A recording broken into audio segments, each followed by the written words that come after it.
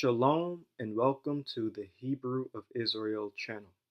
This set of videos combined into one video will cover the academic and biblical origins of haplogroup J and I. But before we get too deep into the video, first I want to tell you guys about my social media platforms. So I have a Clubhouse account and we can actually talk to one another on it. I also host Clubhouse rooms every now and then where I might talk about history and genetics of the Middle East and Africa.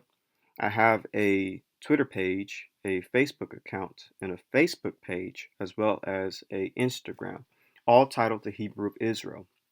And what I typically do on these platforms is post upcoming videos as well as slides for my presentations. And so just be on the lookout for all of that on my social media platforms. And if you want to support me financially for the channel, you can look at my Patreon as well as my PayPal and my GoFundMe. And with all of that out of the way, let's begin with the video.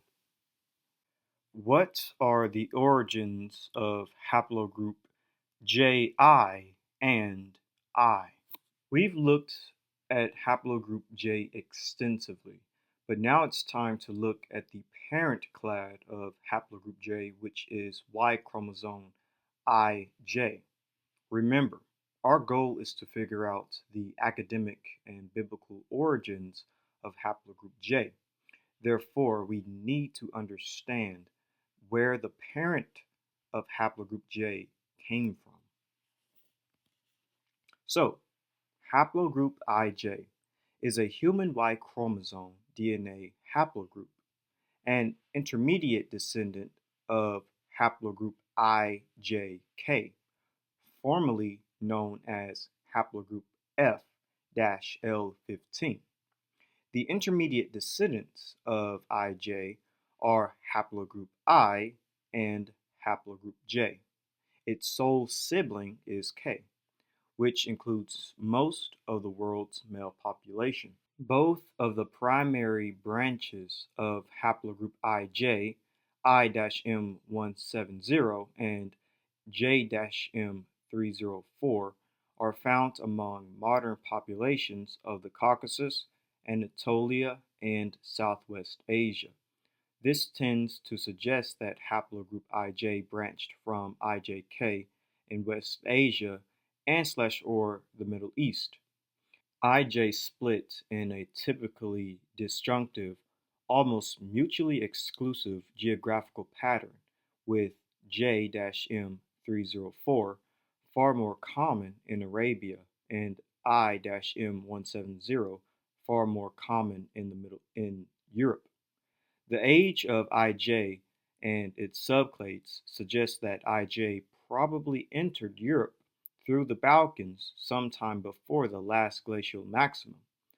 The same geographic corridor, the Balkans, also support later gene flow, including the early Neolithic farmers from Anatolia about 9,000 years BP. So one of the oldest samples of I were found in Europe. This haplogroup I sample belongs to a Western hunter-gatherer, and Caucasus hunter-gatherers are related to Western hunter-gatherers. This is from Upper Paleolithic genomes reveal deep roots of modern Eurasians, and it says, we extend the scope of European paleogenomics by sequencing the genomes of late Upper Paleolithic and Mesolithic males from western Georgia in the Caucasus and a late Upper Paleolithic male from Switzerland.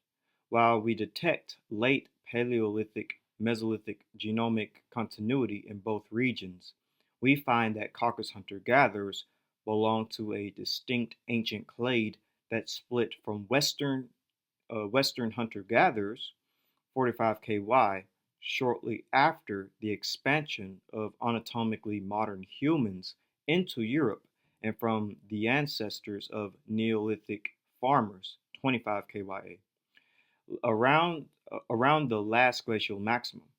Caucasus hunter-gatherer genomes significantly contributed to the Yamnaya steppe herders who migrated into Europe 3000 BC, supporting a formative Caucasus influence on this important early Bronze Age culture.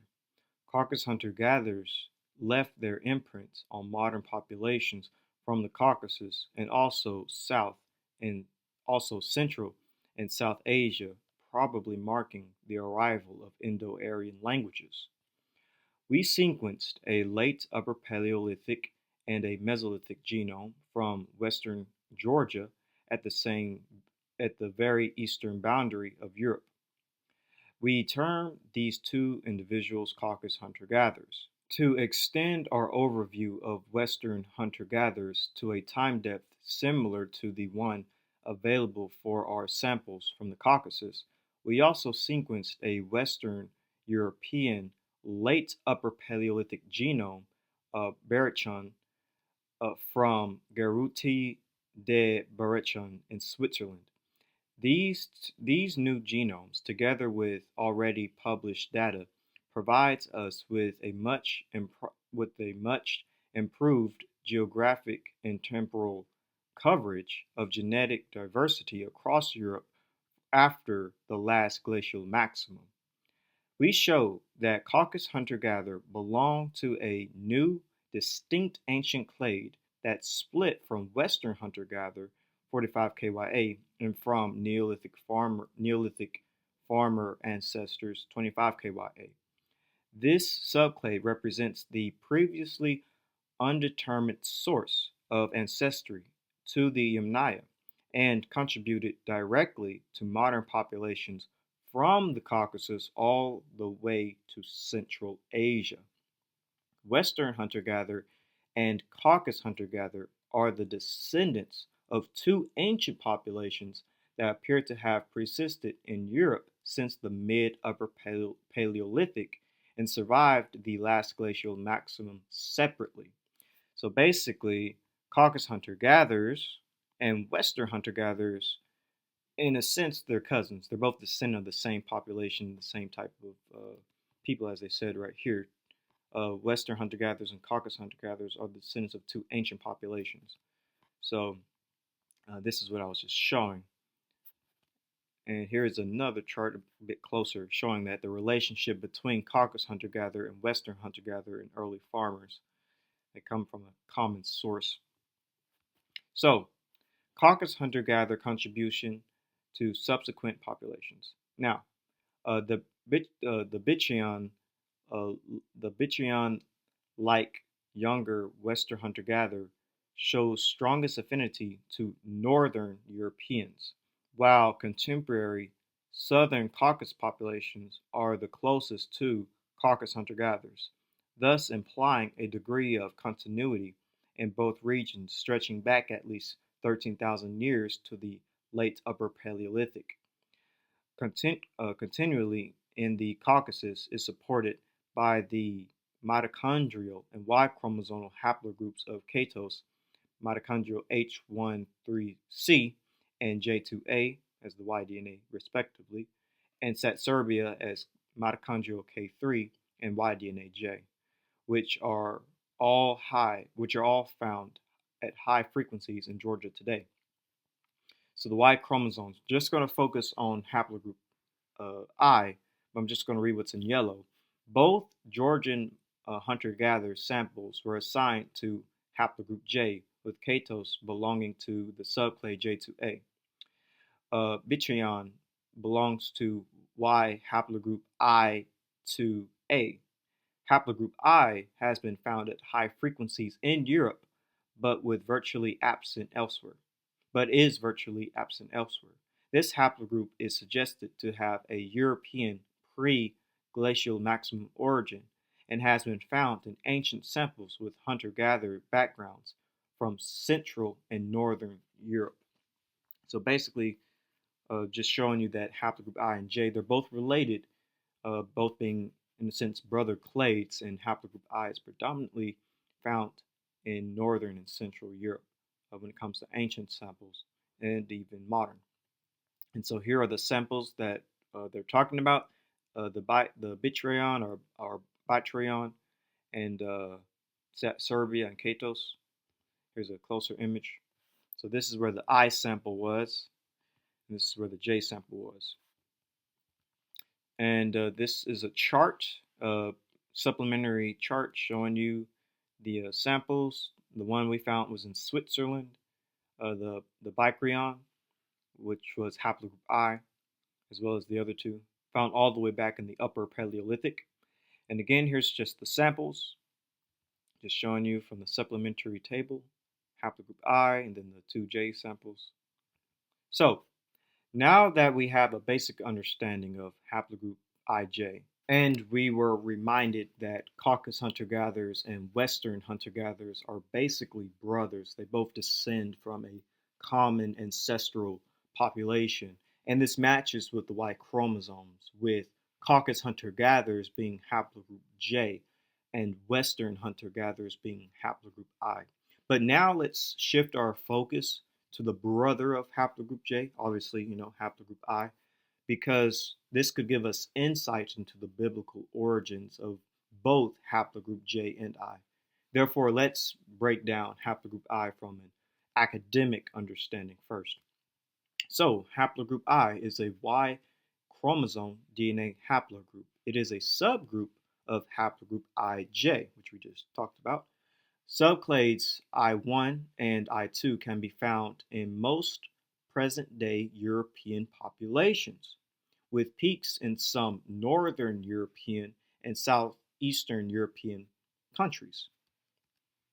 Haplogroup I appears to have arisen in Europe, so far being found in Paleolithic sites throughout Europe, which we talked about. The common ancestor is IJ. Early evidence for haplogroup J has been found in the Caucasus and Iran.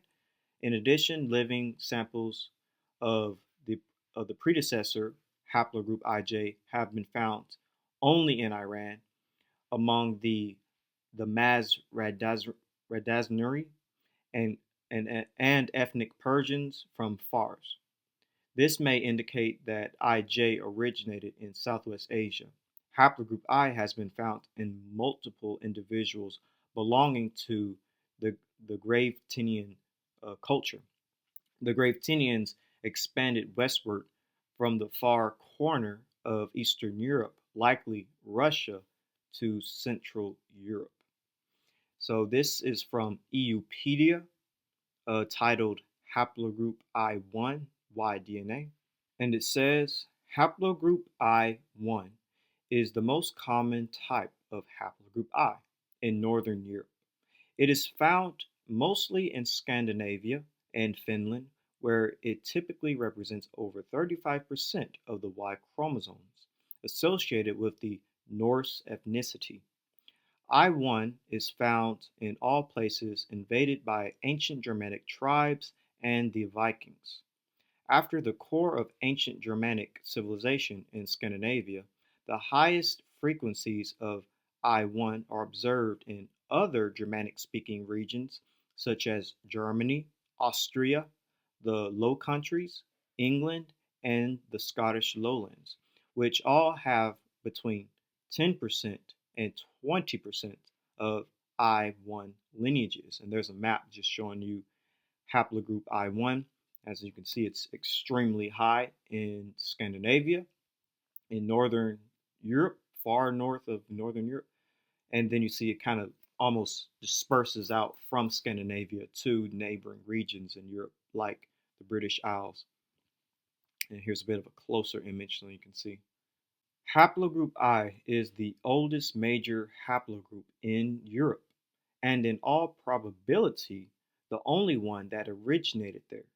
Haplogroup IJ would have arrived from the Middle East to Europe some 35,000 years ago, then developed into haplogroup I soon afterwards.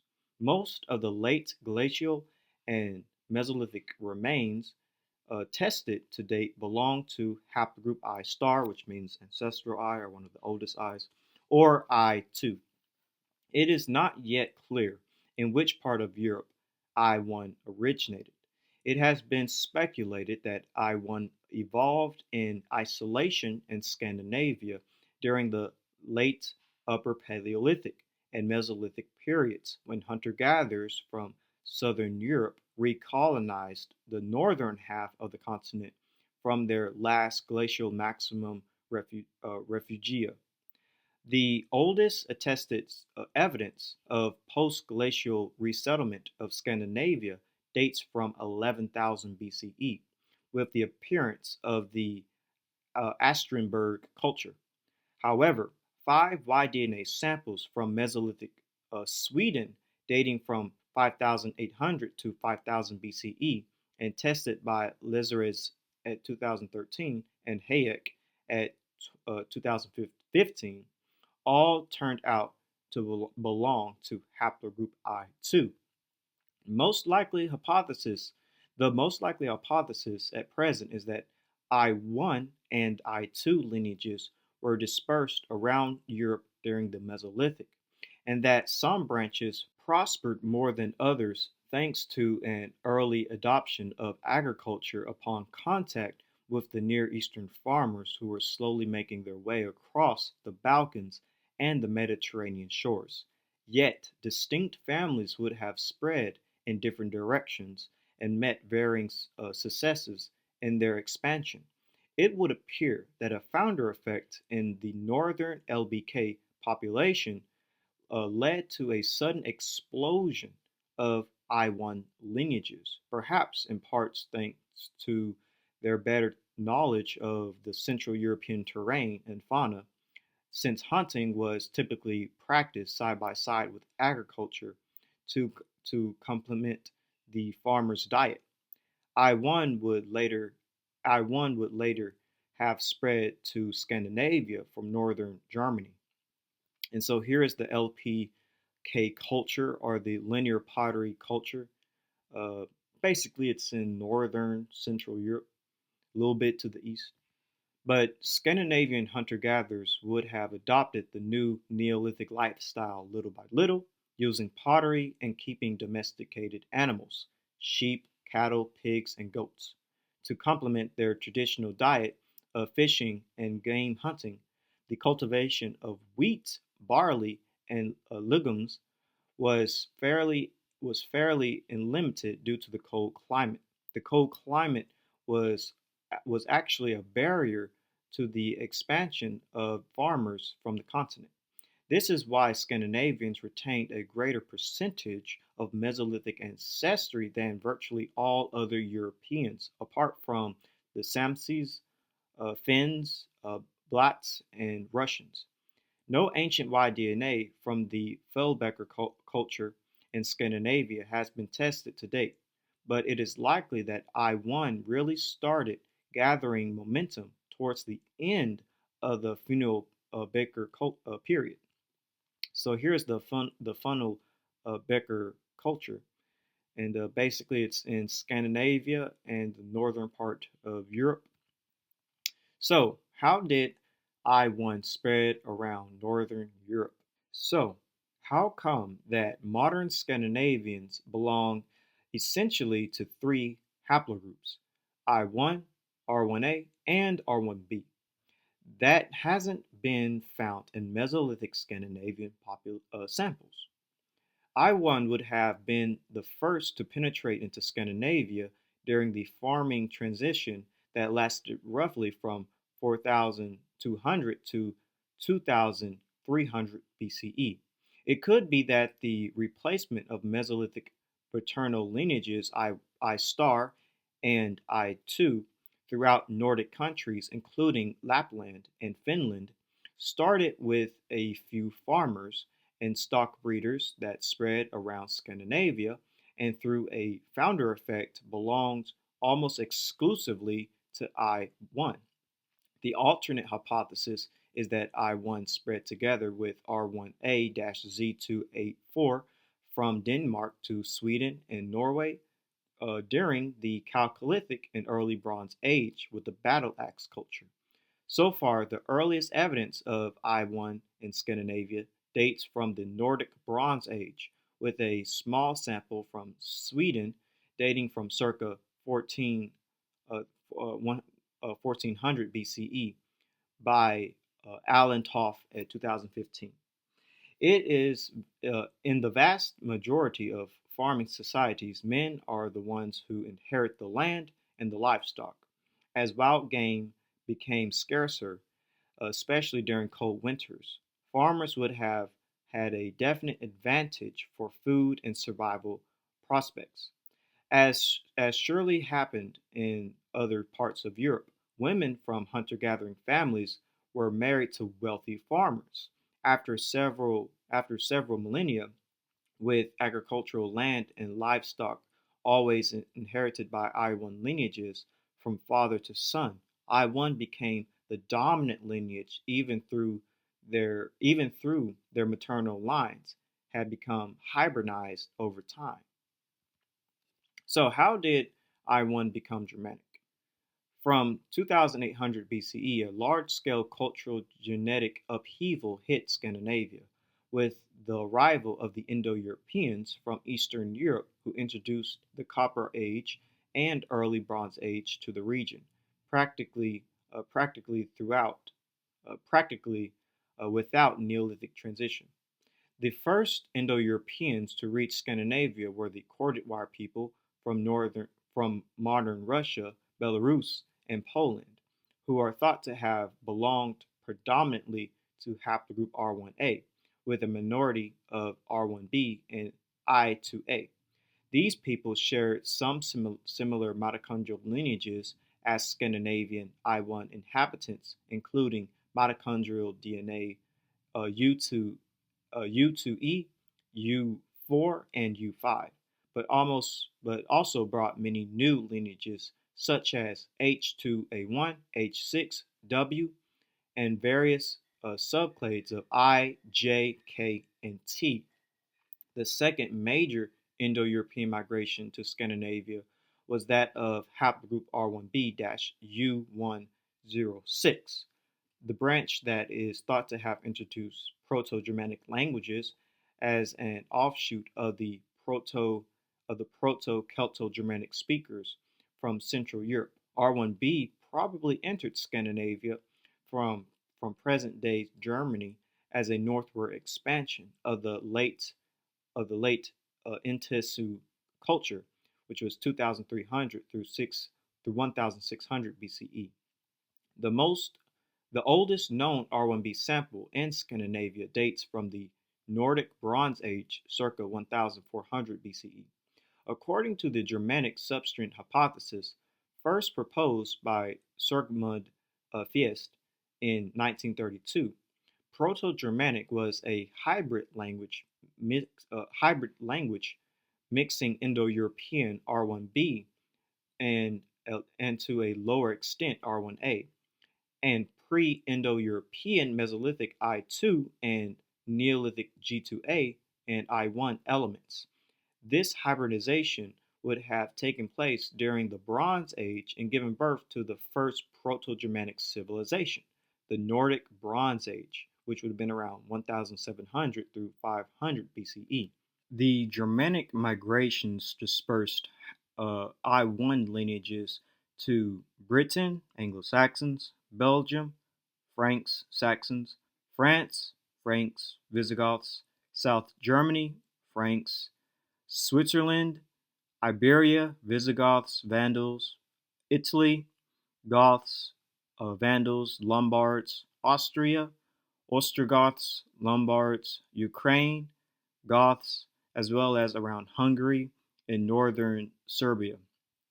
The Danish and Norwegian Vikings brought more I1 to Britain, Ireland, the Isles of Man, Normandy, Flanders, Iberia, Sicily. The Swedish Vikings set up colonies in Russia and Ukraine and outposts as far as the Byzantine Empire, the Caucasus, and Persia. The higher frequency of I1 in northwest Russia, east of the Baltic, hints at had a particular strong Varangian presence, which is concordant with the establishment of the Kievan Rus by the Swedes. So, all Germanic tribes expanded from a small geographic core around Denmark and southern Sweden within the last 2,500 years. STR, or short tandem repeats, variations allows to divide I1 members in various categories. There are two main clusters, which each with their own subclades. So you have the northern cluster, peaking in Norway, Sweden, and Finland, which corresponds to the I1A2 subclade. It normally has an STR value greater than 22 for DYS390. Then there is the Norse group corresponds to kin Norditret Norse, mostly Swedish, and Ultra Norse, mostly Norwegian, and Icelandic haplotypes. The Ultra Norse haplotype 1 differs from the Norse one by having DYS385b. You also have the Bothian group. It's found mostly in Finland and northeast Sweden. It corresponds to I1A2C1 subclade, which it makes up 75% of I1 lineages in Finland. And now dealing with the South cluster, because everything we said deals with the North cluster. Now with the South cluster, most common in Denmark, Germany, the Low Countries, and the British Isles, it corresponds with kin Nordic, the Anglo-Saxon haplotype, only Danish and Northern German. Then you have the Danish/Polish group, usually has a DYS557 value greater than 15. Then you have the Western group, corresponding the lowlands, England, Scotland, and Ireland, matches the Z58 plus subclade. It probably matches Anglo-Saxon and the Pharisaian Batavian ancestry.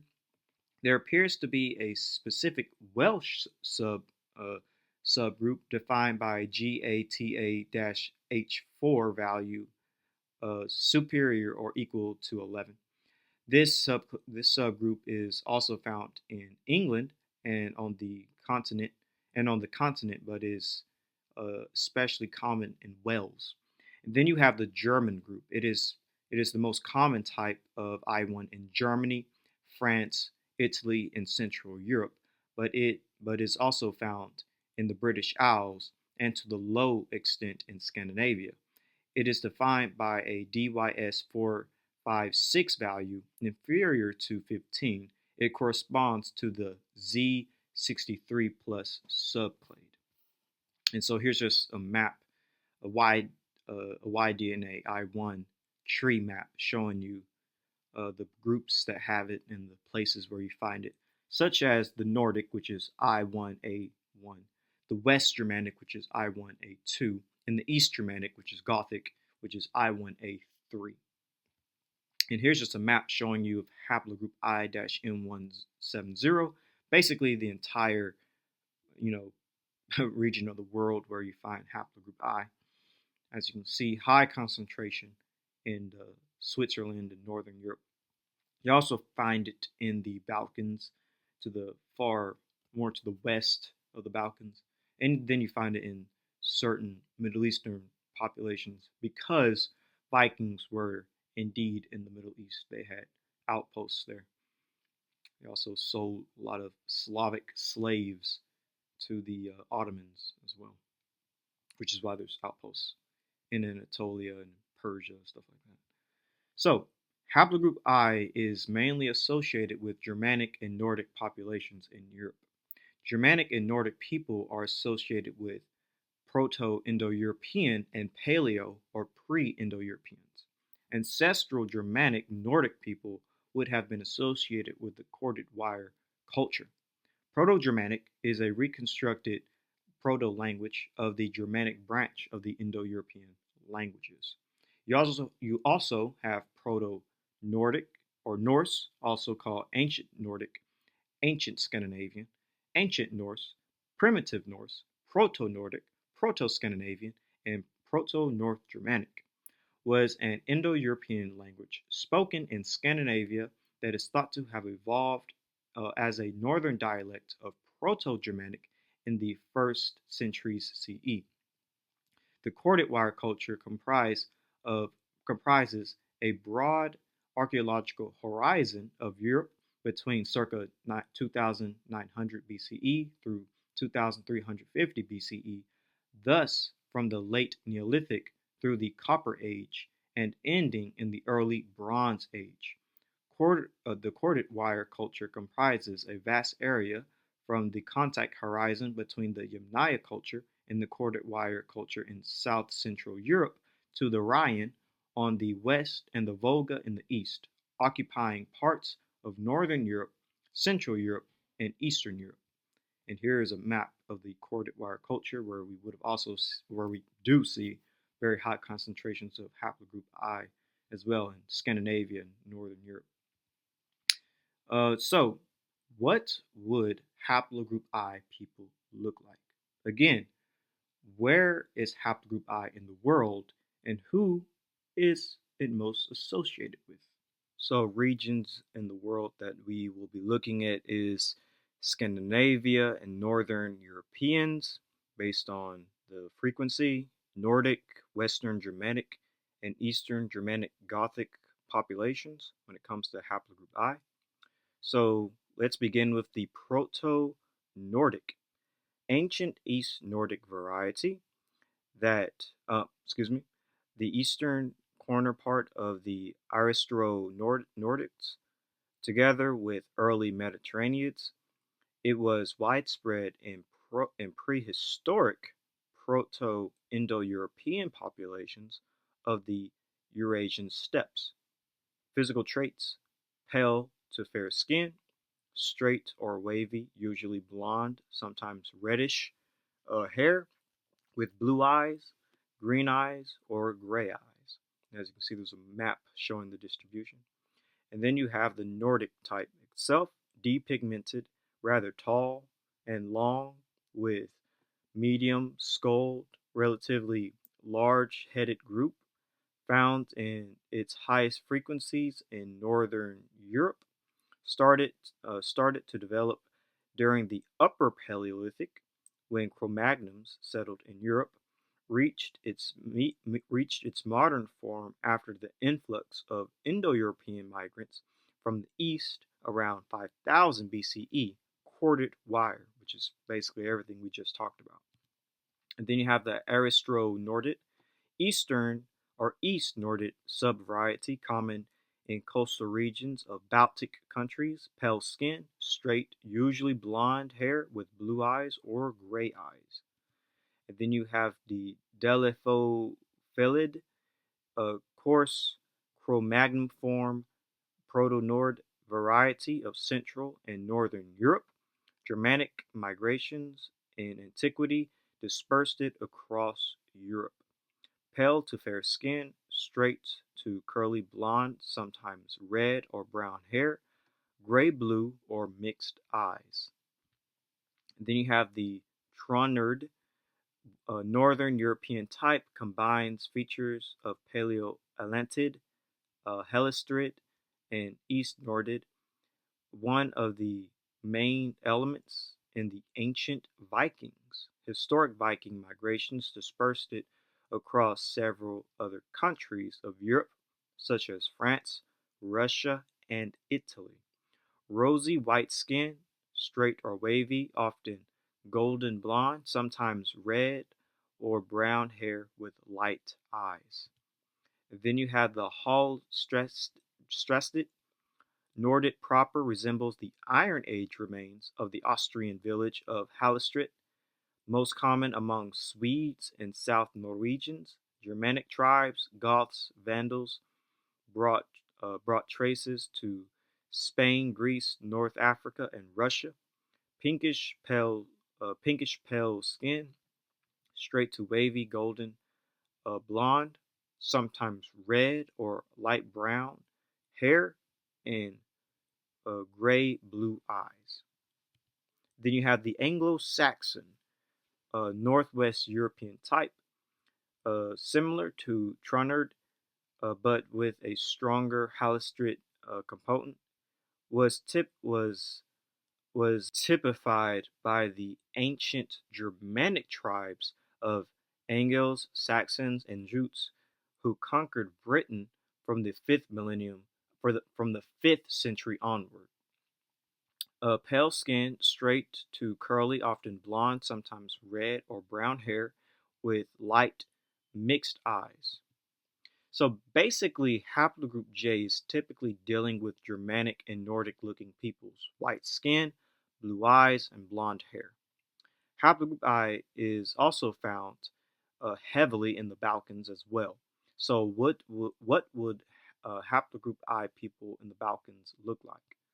So this would be dealing with northern Alpine peoples. And so here's just a map showing you again the Balkan areas right here. So the Alpine, a short-headed group with roundish features, often brown-haired with fair to light brown skin. Body tends to be thick-set and heavy, modest. Common in mountain regions of Central Europe and West Asia, developed during the Upper Paleolithic, could be connected to the off-knit types. And the Upper Paleolithic is what we were dealing with when it came to Haplogroup I. So the West Alpine. So Alpine proper, historically found in the mountain ranges of Western Europe, often a cohabitated of the second mountain type, the Dendroid, fair to light brown skin, straight or wavy, usually light brown hair, with a blonde minority. And then you have the Gorid, the East Alpine variety, named after the Polish word for mountain, Gora. Fair to light brown skin, straight to wavy brown, sometimes blonde hair. And then you have the Strandriid, the Alpinoid North European type, most common in southwest Norway. Fair to light brown skin, straight or wavy, usually brown to black hair, and mixed eyes. So, what's fascinating about Haplogroup J and I people is that before the advent of haplogroup science, biologists were able to determine that Armanoids, who typically have haplogroup J, and Drenid and Nordid types, who typically have haplogroup I, all are similar in a sense when it comes to their crania being, round-headed peoples or brachycephalic. So this is from The Races of Europe by Carlton Stevens Kuhn, and he says the brachycephalicized Mediterranean types, the mixed types. So you have the Drenics, a tall brachycephalic type of intermediate pigmentation, usually plan-occipital, and shows the facial and nasal prominence of Near Eastern peoples. The basic population of the whole Drenic Alpine highlands from Switzerland to Europeus, also in the Carpathians and Caucasus, as well as Syria and in Asia Minor. Then, of course, you have the Armanoids, a similar brachycephalic composite type with the same head form as the Drenics, but a larger face and nose. The pigmentation is almost entirely brunette. The Paleus development of beard and body abundant. The nose high-rooted, convex, and the tip depressed, especially in advanced age. The difference between the Armanoid and the Drenic is that here it is the Iranian-Afghan race which flourishes the Mediterranean element, brachycephalicized by Alpine mixture. The Nordic, a blonde plant occipital brachycephalo frequently encountered in southern Germany and elsewhere in Central Europe. This is apparently an Iron Age Nordic brachycephalized by Drenic mixture, and seems in most respects to take the form of a blonde Drinic variant. And so here is a Drinid, tall, short-headed type with bony features, a flat occiput, and long nose, often brown-haired with fair to light brown skin, common in mountainous regions of Central and Eastern Europe, especially the Balkans, developed during the Upper Paleolithic, probably in the Middle East, and may be linked to the European bell pecker types of the Bronze Age. Some unite Drinids with the Armanoids and similar types in the Terniid group, which we just talked about. Then you have the Norid, which we talked about as well, Central European type that closely resembles Drinids, except for lighter pigmentation. Pale to fair skin, straight or wavy ashy blonde, occasionally red hair, light mixed, often blue or gray eyes, brachycephalic. And then, of course, you have the Armanoid, short-headed and high-skulled type with fleshy features, a flat occiput and hooked nose, often black-haired with light brown skin, common in the mountain ranges or regions of Asia Minor, especially Anatolia and Armenia. So all these three types basically kind of look the same. So what have we learned? One, haplogroup J and I are brothers. Two, Western hunter-gatherers in Europe are haplogroup I. Three, Western hunter-gatherers split from Caucasus hunter-gatherers who are haplogroup J. Four, Western hunter-gatherers are associated with Northern Europeans. Five, haplogroup I is associated with Proto-Indo-Europeans and Paleo or pre-Europeans. Six, haplogroup I is associated with modern Germanic and Nordic peoples. And seven, phenotypically, haplogroup I people look Nordic Germanic. And here is where we end with the origins of haplogroup IJ and I. Indo-Europeans, descendants of Japheth. Japheth descendants are important people to learn about in scriptures. So let's break down who Japheth is according to his name and descendants. So Genesis chapter 10, verse 2 through 4 says, the sons of Japheth were Gomer, Magog, Madai, Javan, Tubal, Meshech, and Tyrus. The sons of Gomer were Ashkenaz, Rephath, and Togarmah. The sons of Javan were Elishah, Tarshish, Kittim, and Dodim. So from Aramaic root, Japheth, meaning to extend, in this case, the name would mean, may he extend. The Hebrew word, which is in Hebrew, meaning beautiful, or I believe another form of Japheth, meaning beautiful, in which case the name would mean beautiful, or beauty would mean beautiful. So Genesis chapter 9, verse 27 says, may God extend Japheth's territory. May God expand the territory of Japheth. May God enlarge Japheth. May God expand the territory of Japheth. God shall enlarge Japheth. May God enlarge Japheth. May God enlarge Japheth, and may God enlarge Japheth.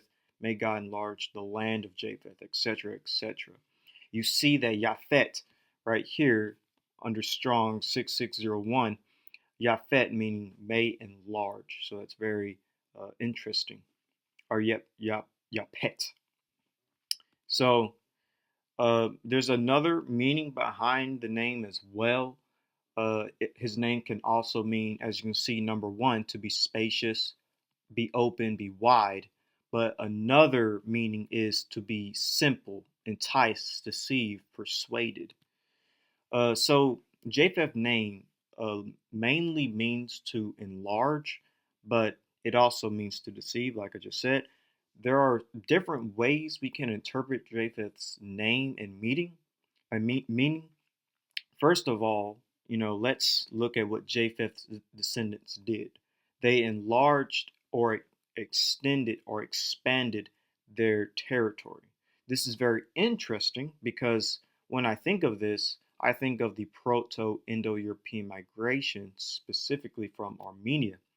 And here's actually a map, just a simple map that biblical scholars or biblical map makers tend to use when it comes to the dispersal of Japheth's descendants, according to Genesis chapter 10 and 11, mainly going into Europe, Central Asia, and South Asia. And it perfectly fits with the understanding of Proto-Indo-Europeans migrating from the Armenia Plateau into Europe, Central Asia, and South Asia.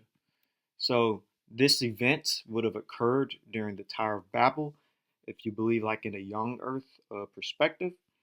And it's interesting how you do basically see an overlap between the Proto-Indo-European homeland in Armenia and the dispersal of Japheth's descendants with the Tower of Babel event.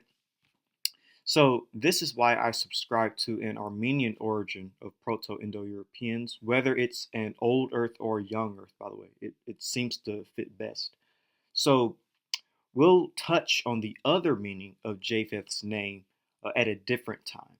But now let's look at the other methods to determine who Japheth's descendants are. So Japheth means enlarge, which could refer to the Indo-European migration. This means Japheth's descendants could be Indo-Europeans. But what other methods can we use to determine Japheth's descendants? The Book of Jubilees says that Japheth's descendants settled the cold parts of the world. Furthermore, they also settled in the northern part of the world. So in Jubilees chapter 8, verse 29, it says, "This is the land which came forth for Japheth and his sons, as the portion of his inheritance, which he shall possess for himself and his sons, for their generations forever. 5 great islands and a great land in the north, but it is cold." I'm just going to stop right there at 30 when it says it is cold. So as we see, Japheth settled in the northern part of the world where it is cold, as they said. And to the north of the world, it typically is cold. Places like Europe, places like northern Asia, it's typically those are the cold parts of the world. So we do clearly see that basically the north of the Middle East is Europe and Eurasia. And Europe and Eurasia is the home of Indo-European languages.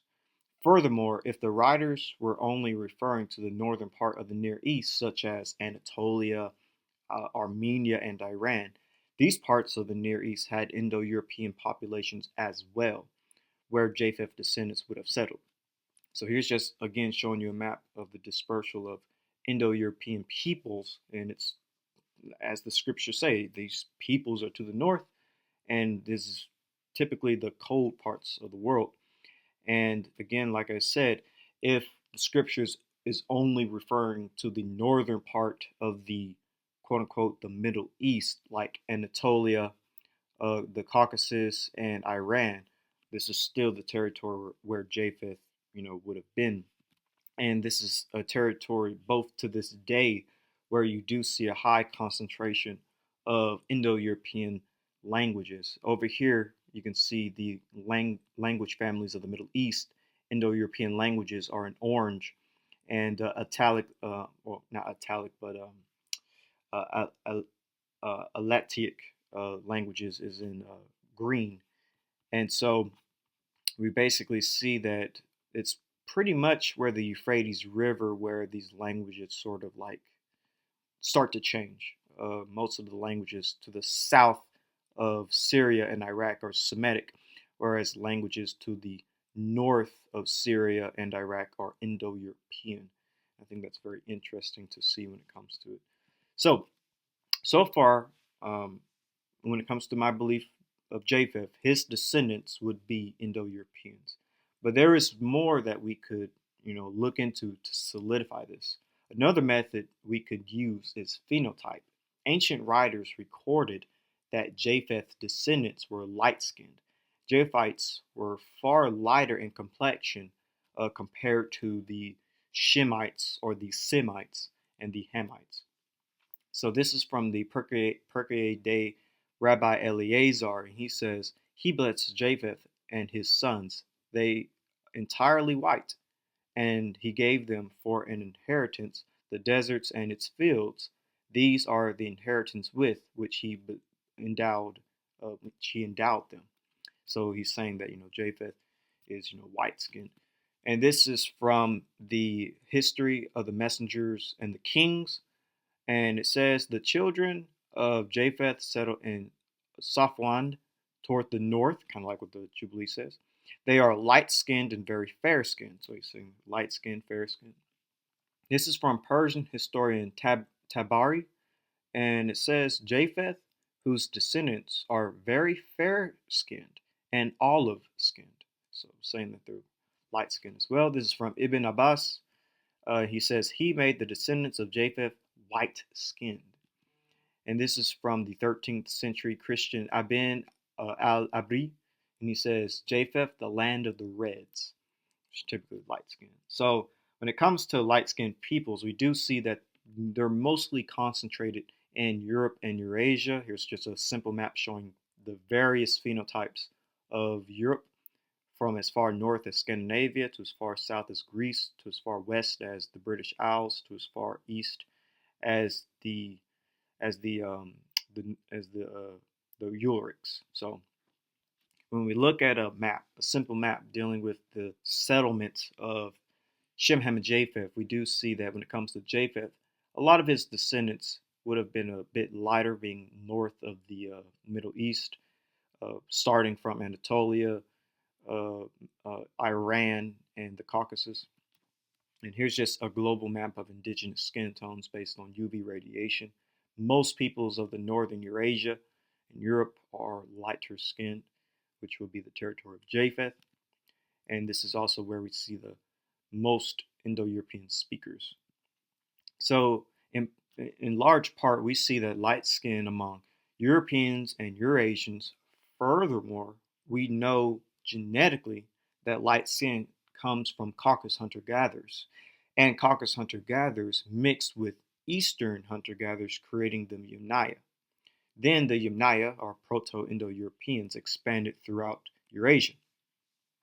This is from Upper Paleolithic genomes reveal deep roots of modern Eurasians, and it says, to explore further, we look at genotypes in two pigmentation genes proposed to have been strongly selected in the ancestors of modern Europeans, namely SLC45A2 and SLC24A5.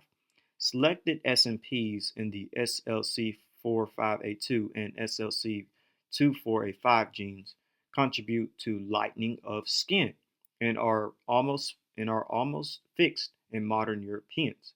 We found that Katos and Setserbia have the ancestral version of the SLC45A2 variant, but both Caucasus hunter-gatherers have the select version of the SLC24A5 gene, encompassed by the most commonly associated haplotype C11 found in modern populations. And so again, here is where Caucasus hunter-gatherers were, basically in the Caucasus of modern Georgia towards the west. And they had light intermediate skin and brown eyes in the SLC24A5 mutation. And of course, the Caucasus hunter-gatherers mixed with the Eastern hunter-gatherers, creating the Yamnaya, who are basically Proto-Indo-Europeans. Half of their DNA comes from Caucasus hunter-gatherers, which is why they're light-skinned. And this is this study right here is called Skin Color and Vitamin D, an update. And it says, interestingly, Eastern and Scandinavian hunter-gatherers had light skin, in contrast to Baltic hunter-gatherers who kept their dark skin only until 3,800 years ago, when farming was introduced in this region by the Bronze Age expansion of people of the Russian steppe origin.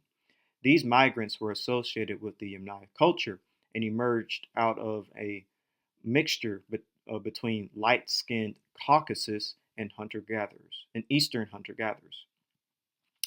The SNP RS1426654 within the SLC24A5 gene has the single largest effect on skin lightening of all gene variants identified to date. It is located within the large 778 kb haplotype block C11, shared by virtually all carriers of this allele, including ancient Scandinavian, Eastern, and Caucasus hunter-gatherers, suggesting that this light-skinned variant derives from a single carrier who lived 22,000 through 28,000 years ago in the Middle East.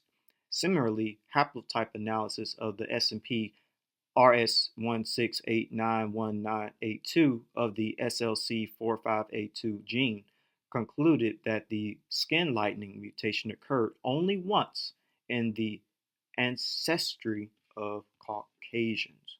So, Caucasus hunter-gatherers likely descend from Japheth because they have light skin. Now let's look and see what Jewish, Muslim, and Christian scholars have to say about the descendants and territories of Japheth. So, Japheth is one of the three sons of Noah in the book of Genesis and the Table of Nations, as the ancestor of the peoples of the Aegean Sea, Anatolia, and elsewhere. And then just reading the scripture again, talking about where his descendants settled.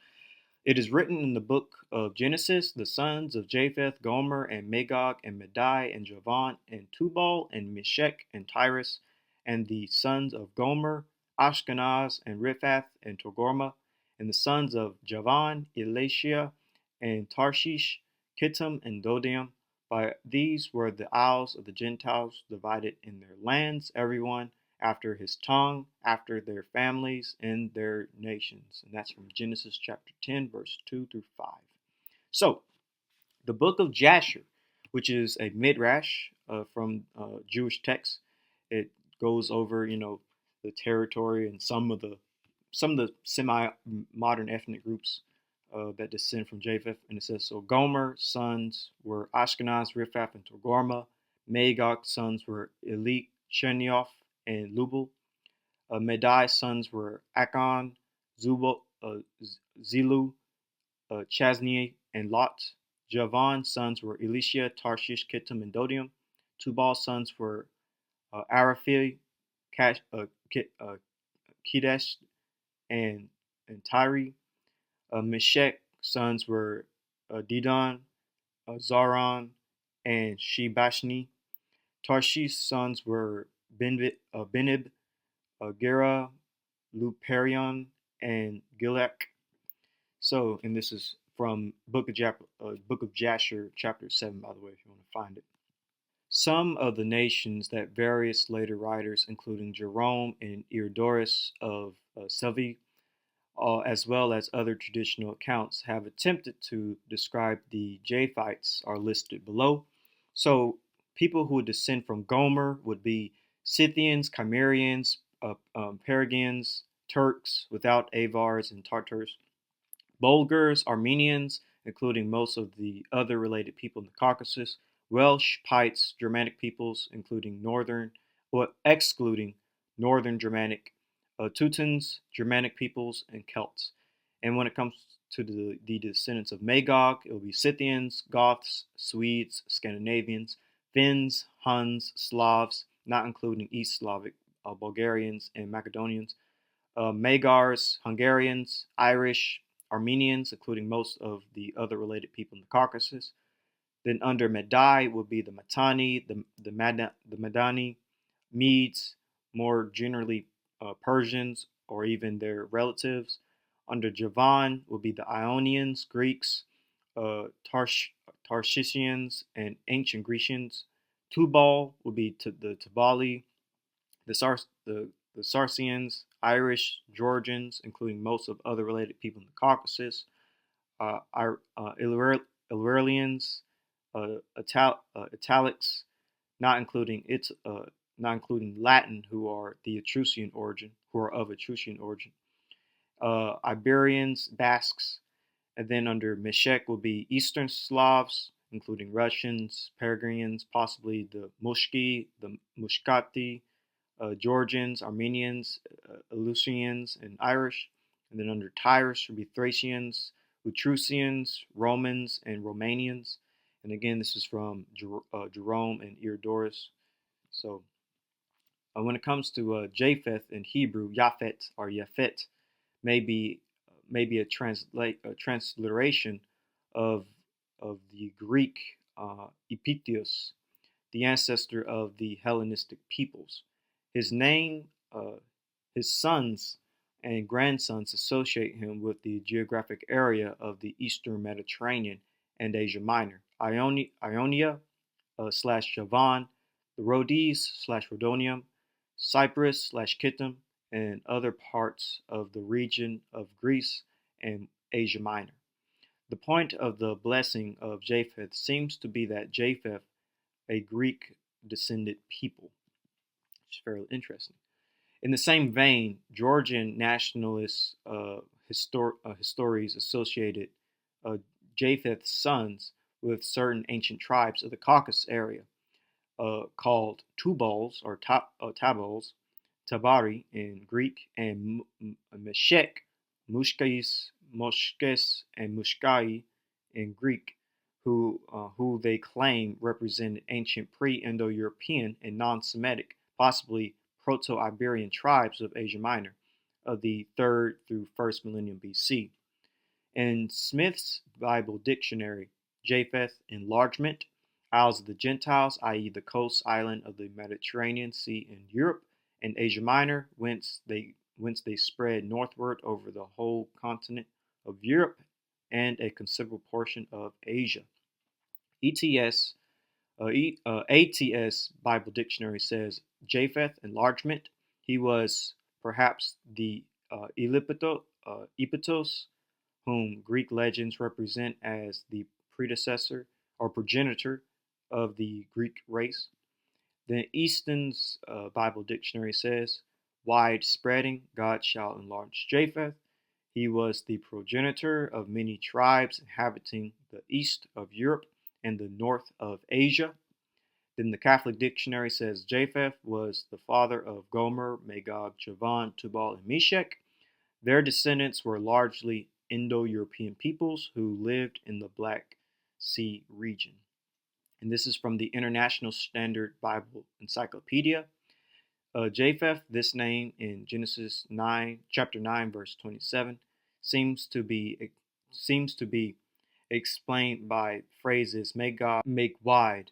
Yaphet, the American Standard Revised Version, enlarge. The association of Japheth with Shem, dark, and Ham, black, suggests a name on similar lines, either gentilic or descriptive of race.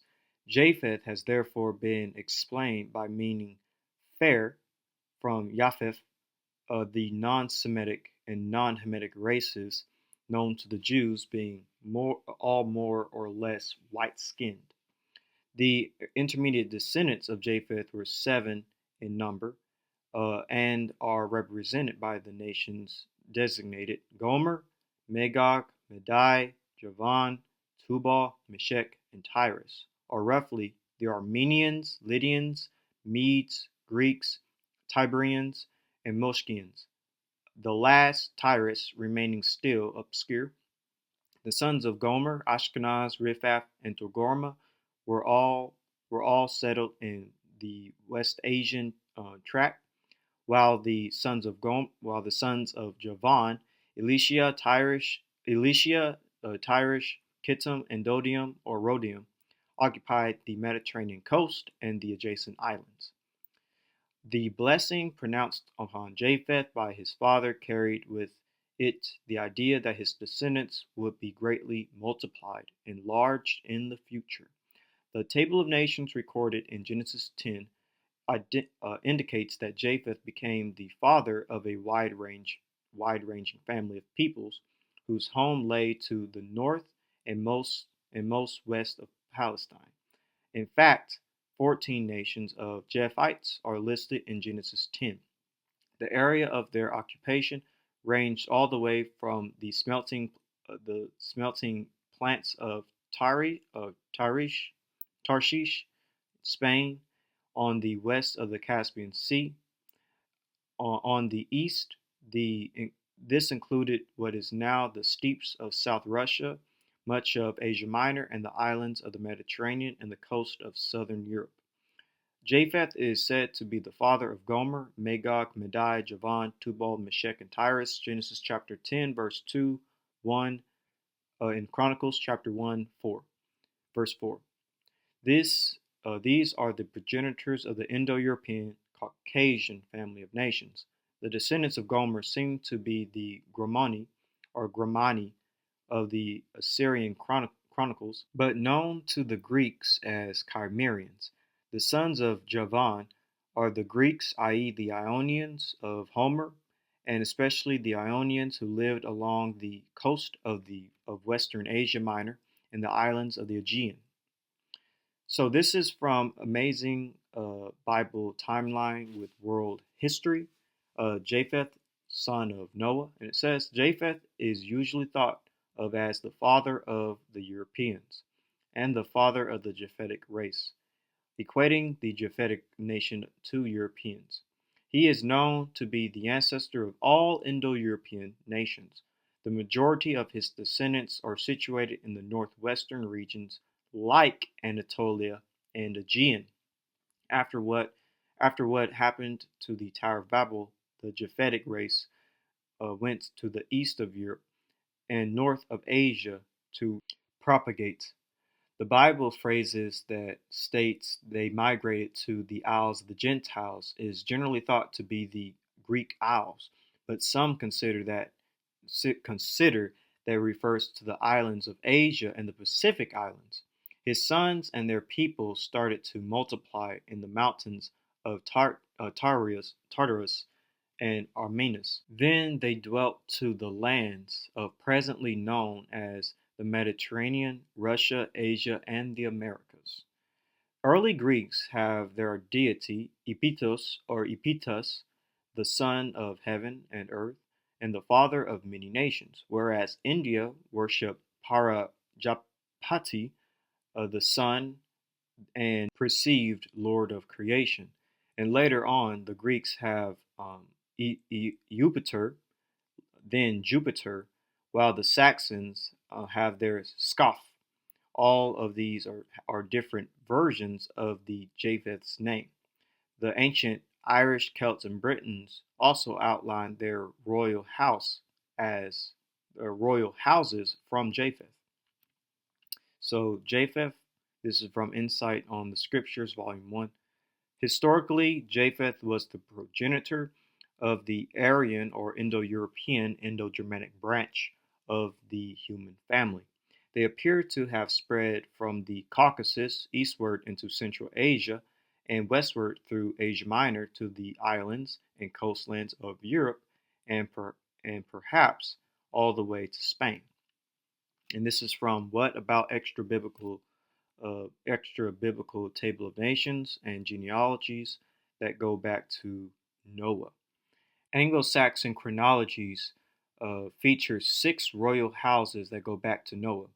In these genealogies, Noah is found on the top of the list in many of these documents, some of which feature variant spellings such as Noe or Noah.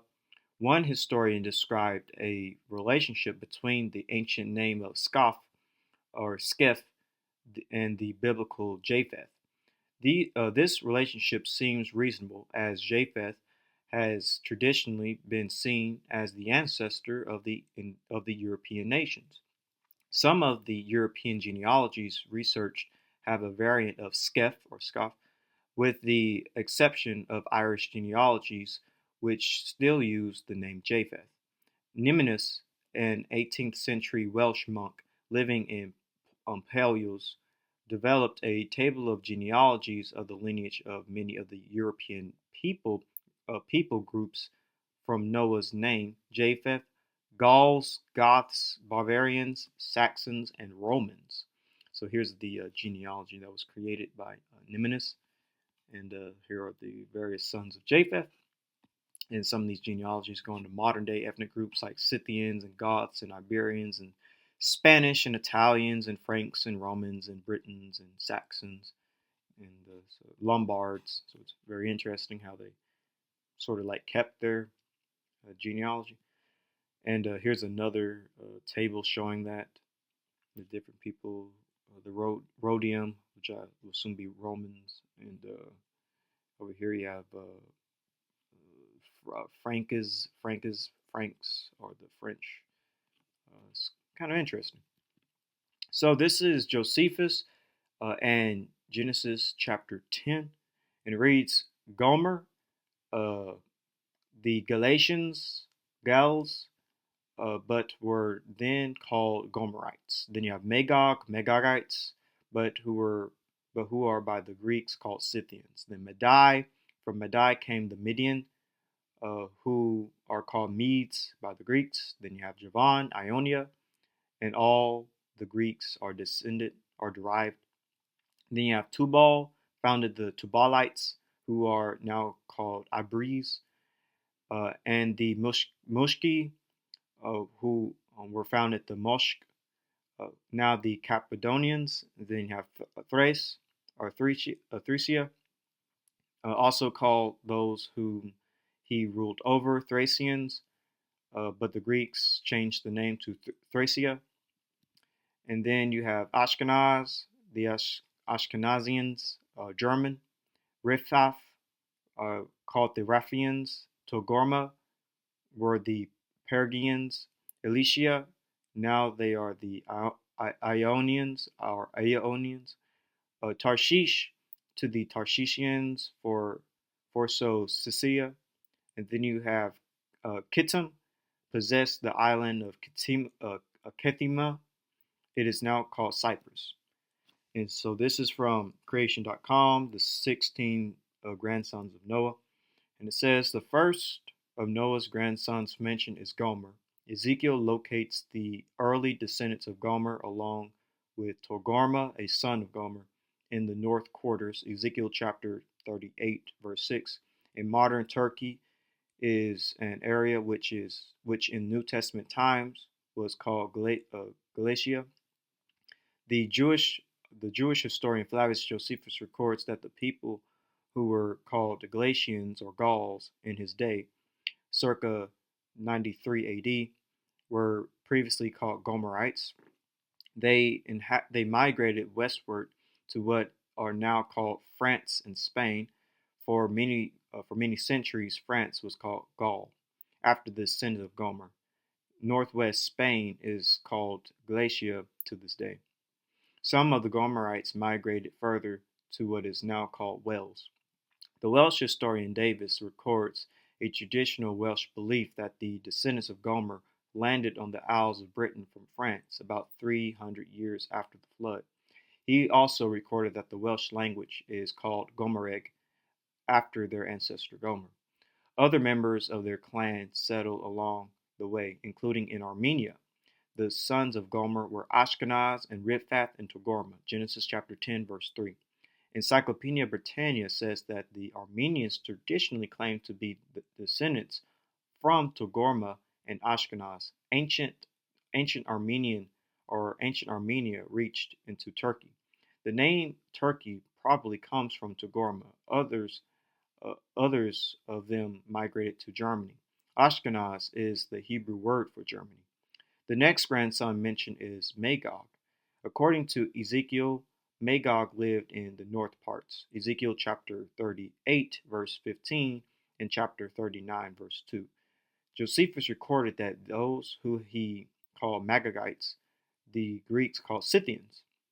According to Encyclopedia Britannica, the ancient name for the region, which now included part of Romania and the Ukraine, was Scythia.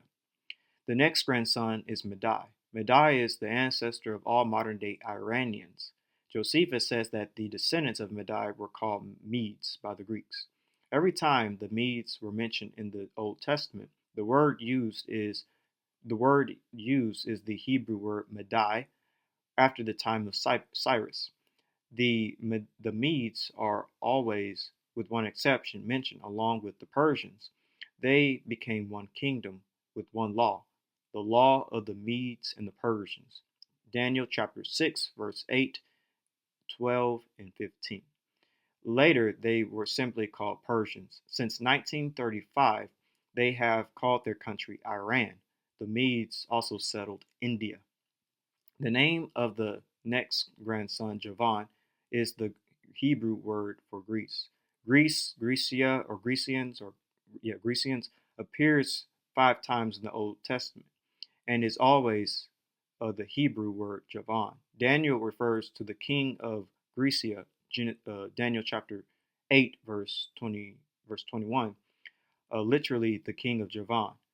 Javan's sons were Elisha, Tarshish, Kittim, and Dodium, Genesis chapter 10, verse 4, all of whom have connections with the Greek people. The Elysians, an ancient Greek people, obviously received their name from Elisha. Tarshish, or Tyrus, was located in the region of Sicilia near Turkey. Encyclopedia Britannica says that Kittim is the biblical name for Cyprus.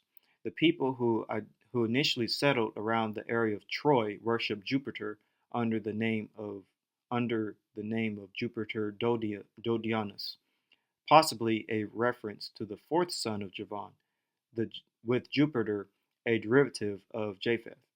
His oracle was at Dodiana. The Greeks worshipped this god but called him Zeus. Next is Tubal. Ezekiel mentions him along with Gog and Meshech. Ezekiel chapter 39, verse 1. Tiglath-Pileser I, king of Assyria, in about 1100 BC, refers to the descendants of Tubal as the Tubali. Josephus recorded their name as the Tubalites, who were later known as the Iberes. Their land in Josephus' day was called by the Romans Iberia and covered what is now the former Soviet state of Georgia, whose capital to this day bears the name Tubal as Tbilisi.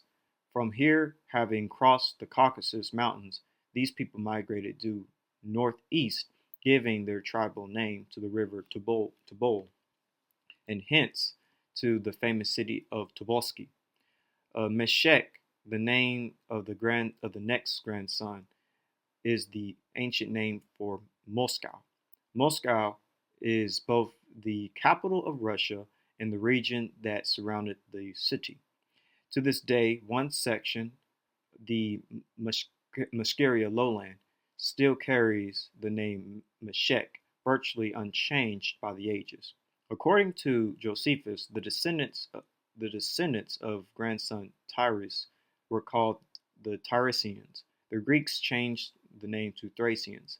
Thracia reached from Macedonia on the south to the Danube River on the north to the Black Sea on the east. It took in much of what became Yugoslava. World Book Encyclopedia says the people of Thracia were savage Indo-Europeans who liked warfare and looting. Thracia was worshipped by the descendants of Thracia, or Thor, the thunder god.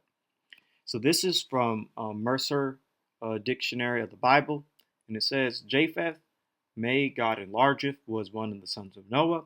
Apparently, Japheth was fruitful, for he had at least 7 children, who became the ancestors of the people who lived to the north and west of Palestine, in the modern territories of the Anatolia and the Aegean. Though all his descendants are not yet clearly identified, they include Gomer, the ancestors of the Cimmerians, Magog of the Lydians, Medai of the Medians, Javan of the Ionians, and later the Greeks, Tubal of the Tubalians, Meshech of the Pergarians, and Tyrus of the Etruscans. Thus, Japheth primarily became the ancestor of the modern-day Indo-European family of nations.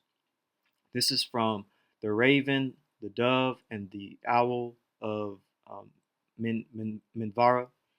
And it says Javan, the fourth son of Japheth, has a close connection to the more northerly part of the eastern Mediterranean. Mentioned in verse 4 are the island of Rhodes, or the Rhodium, the Larnaca on Cyprus, Kittim, and a bit more conjunctively Crete, Tarshish. In fact, the linkage with what we know as Greece is explicitly forged by the very name Javan.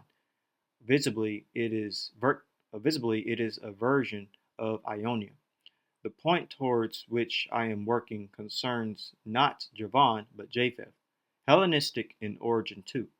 Japheth is a transliteration of Pitos, sounded in Hebrew.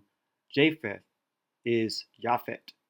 Like Yavan, the letter is phonetically closer to Greek. And this is from the communications on the power in medieval Europe.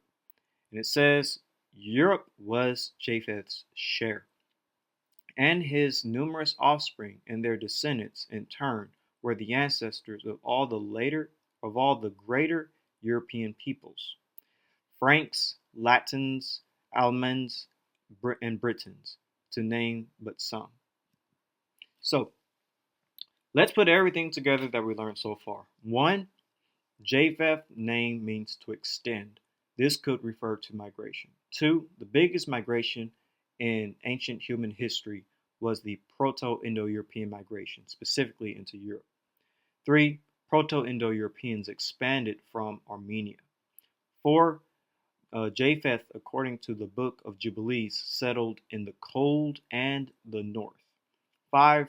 The north of the Middle East is predominantly Indo-European speakers. 6. Japheth is associated with light or white-skinned peoples. 7. White and light-skinned peoples is predominantly in Europe and Eurasia. 8. Ancient Indo-European cultures have a tradition of descending from a man named Japheth. And 9.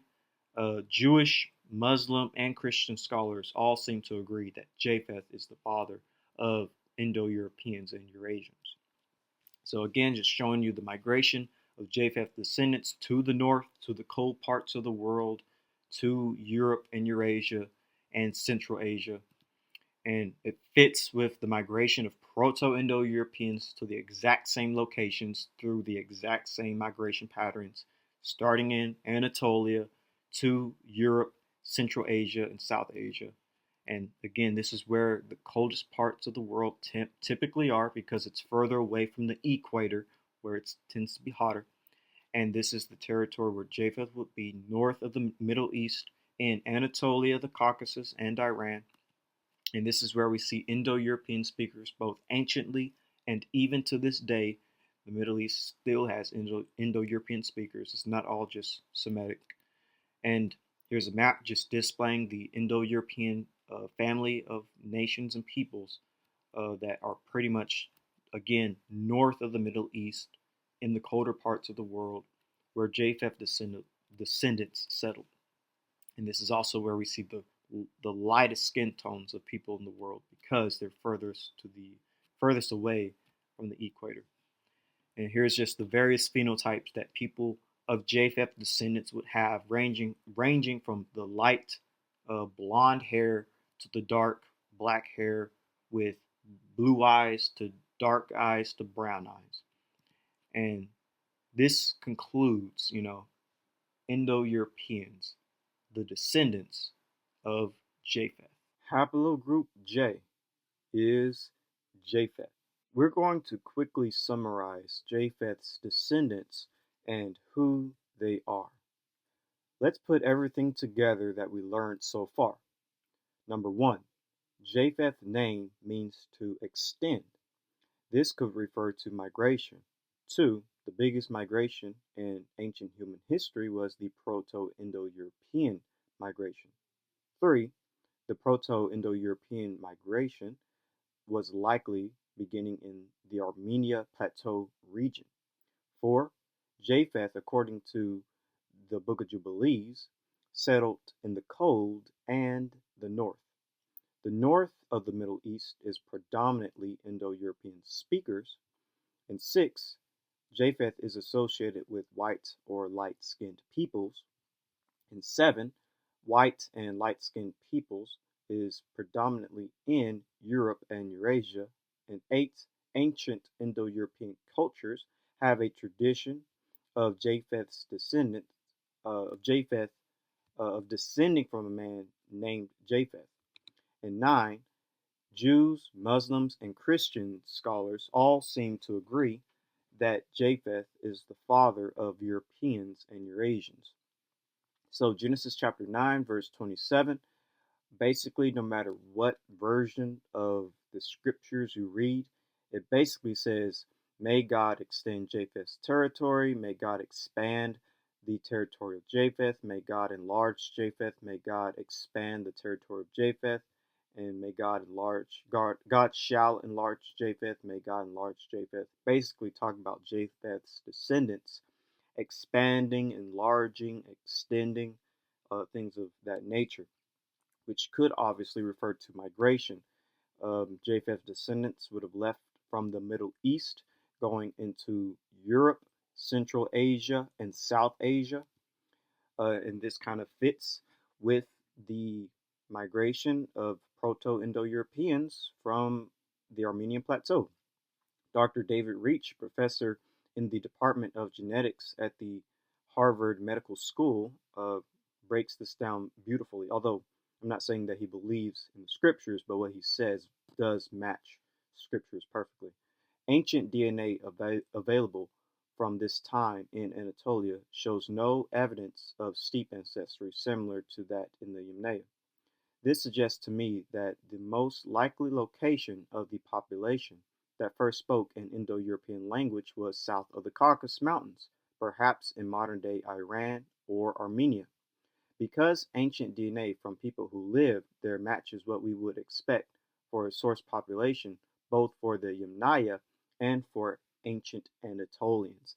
So basically, people carrying this Caucasian-like ancestry is seen in both the ancient Anatolians, or Proto-Indo-Europeans, as well as in the Yamnaya culture, but we don't see, let's say, Eastern European hunter-gatherer DNA in the Anatolians. But what unites the Anatolian Indo-Europeans and the Yamnaya Indo-Europeans is this Caucasian DNA, this single ancestral source. So they likely expanded from the southern Caucasus, as he just explained. Here's just a map showing you that. And here's the Armenian Plateau, basically this Proto-Indo-European population going into Anatolia and the Yamnaya and then the rest of Europe. And of course, when it comes to Japheth, his descendants would have settled in the cold and northern parts, as I just said, from the book of Jubilees, chapter 8, verse 29 and 30. This is the land which came forth for Japheth and his sons as the portion of his inheritance, which he should possess for himself and his sons, for their generations forever. 5 great islands and a great land in the north, but it is cold. And of course, north of the Middle East is Anatolia, the Caucasus, and Iran, which fits perfectly biblically. Even if you were to use like the idea of the known world, north of that will be Anatolia, the Caucasus, and Iran. But if you were to use the greater world, what we know of, it will be Europe and Central Asia, and even the Americas. It's pretty much cold everywhere that's away from the equator, basically. And to this day, and even in ancient times, most of the people north of Syria and Iraq are Indo-European speakers. A lot of people probably don't know this, but yes, Semitic isn't the only language spoken in the Middle East. There are, in fact, Indo-European speakers in the Middle East, both anciently and even presently today. Everything in orange is Indo-European speaking peoples, and everything in green is it's not a Semitic language; it's a Central Asian language, and everything in blue is a Caucasian language. And so now dealing with Japheth's skin tone, as most writers say, he was the father of a lot of light skinned, white skinned peoples. This is from Perke de Perkei D. Rabbi Eleazar, who says he blessed Japheth and his sons. They are entirely white, and he gave them for an inheritance the desert and its fields. These are the inheritance with which he endowed them. And this is from the history of the messengers and the kings. The children of Japheth settled in Aswan toward the north. They are light-skinned and very fair-skinned. And here's just a map showing you where most fair-skinned people are or light-skinned people are. It's, like I said, north of the world. And just to familiarize yourselves with Japheth's descendants, again, they're Indo-Europeans, according to most Jewish, Christian, and Muslim writers. I'm just going to read what's in yellow. Japheth, may God enlarge, who was one of the sons of Noah.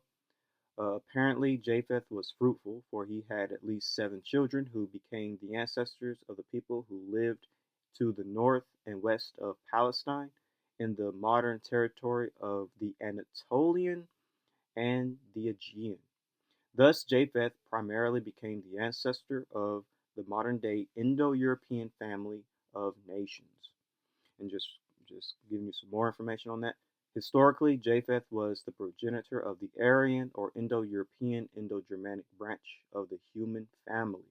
They appear to have spread from the Caucasus, which is what we literally just talked about, that's interesting, eastward into Central Asia, and westward through Asia Minor to the islands and coastlands of Europe, and perhaps all the way to Spain. And just showing you the map of Indo-European peoples going as far east as Central Asia and South Asia to as far west as Spain and the British Isles. So, now that we have a basic idea of Japheth's descendants, now let's look into why Haplogroup J would likely fit Japheth.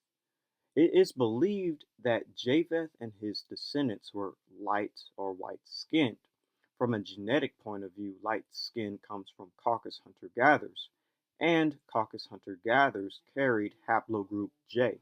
So this is from Persian historian Tabari, and it says Japheth, whose descendants are very fair-skinned and olive-skinned, and this is from Ibn Abbas.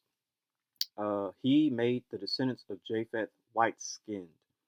And so here is the Upper Paleolithic Genomes reveals deep roots of modern Eurasians, and it says, to explore further, we looked at genomes in 2 pigmentation genes proposed to have been strongly selected in the ancestors of all of modern Europeans, namely SLC45A2 and SLC24A5. Select SNPs in the SLC45A2 and SLC24A5 genes contribute to lightening of skin and are almost fixed in modern Europeans. We found that Katos and Serbia have the ancestral version of the SLC45A2 variant, but both Caucasus hunter-gatherers have the select version of the SLC24A5 gene, encompassed by the most commonly associated haplotype C11 found in modern populations. And so Caucasus hunter-gatherers have one of the most ancestral versions of light skin, ancestral alleles for light skin, SLC24A5, light and intermediate. And then they would have passed this on to the Yamnaya, who of course are Proto-Indo-Europeans, and then they would have just spread it throughout Europe and everywhere else they went. It's believed Japheth descendants settled in the cold north, and Caucasus hunter-gatherers and haplogroup J were far to the north of the Near East. They also would have been in the Caucasus Mountains. And just reiterating, Book of Jubilees, chapter 8, 44 through 45. This is the land which came forth for Japheth, a great land in the north, but it is cold. And over here, it's typically cold north of Syria and Iraq, kind of like the skin tone map, actually.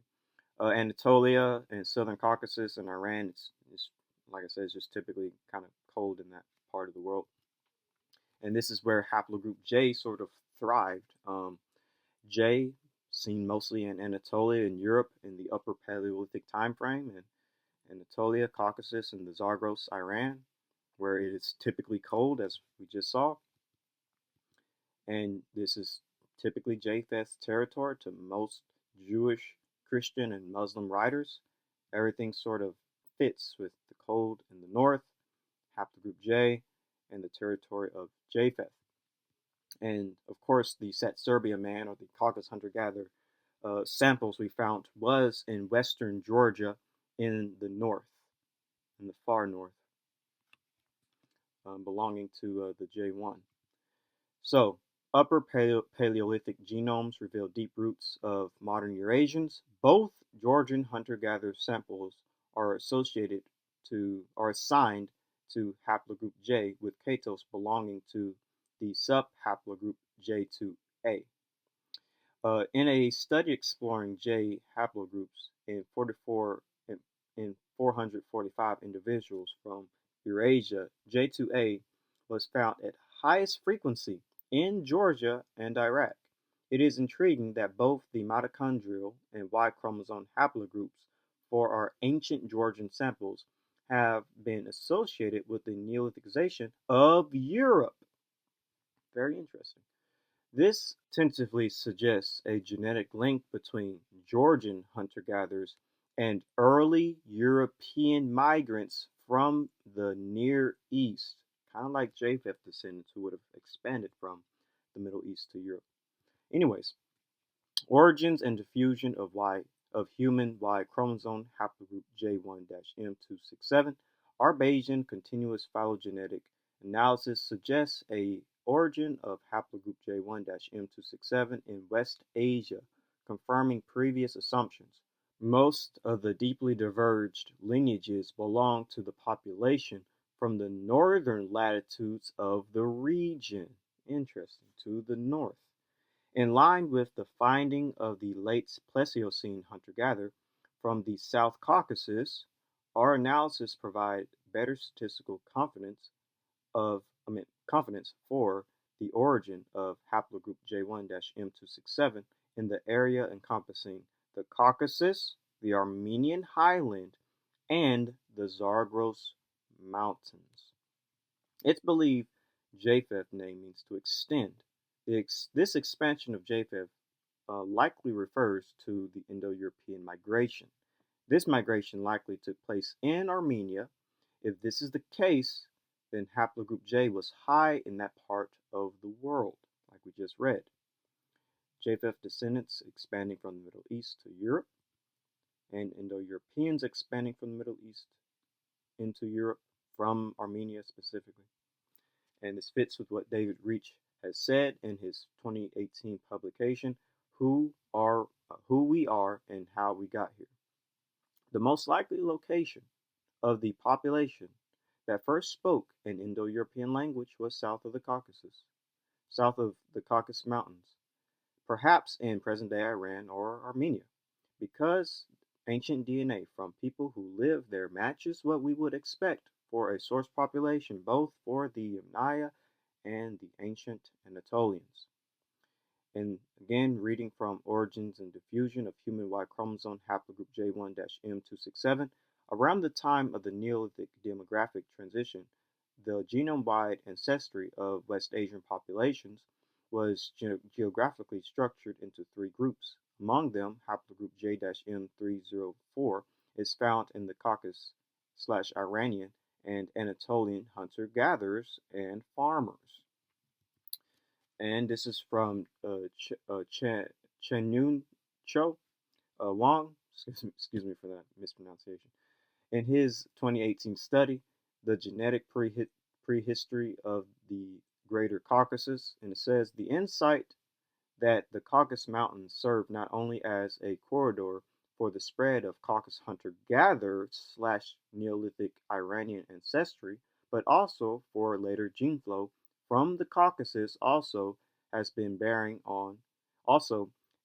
bearing on the postulated homelands of Proto-Indo-European languages, and documented gene flow that could have carried a consecutive spread of both across West West Eurasia, perceiving the Caucasus as an occasional bridge rather than a strict border during the Neolithic and Bronze Age, opens up the possibility of a homeland of Proto-Indo-Europeans south of the Caucasus, which itself provides a parsimonious explanation for an early branching of Anatolian languages. And origin and diffusion of human Y chromosome haplogroup J1-M267. The J1B-F4306 and J1A2-PH77 branches split off at the very beginning.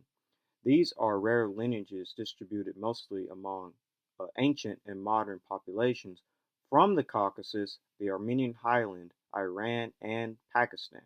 Interestingly, the 13,000-year-old hunter-gatherer from the South Caucasus belongs to J1B-F4306.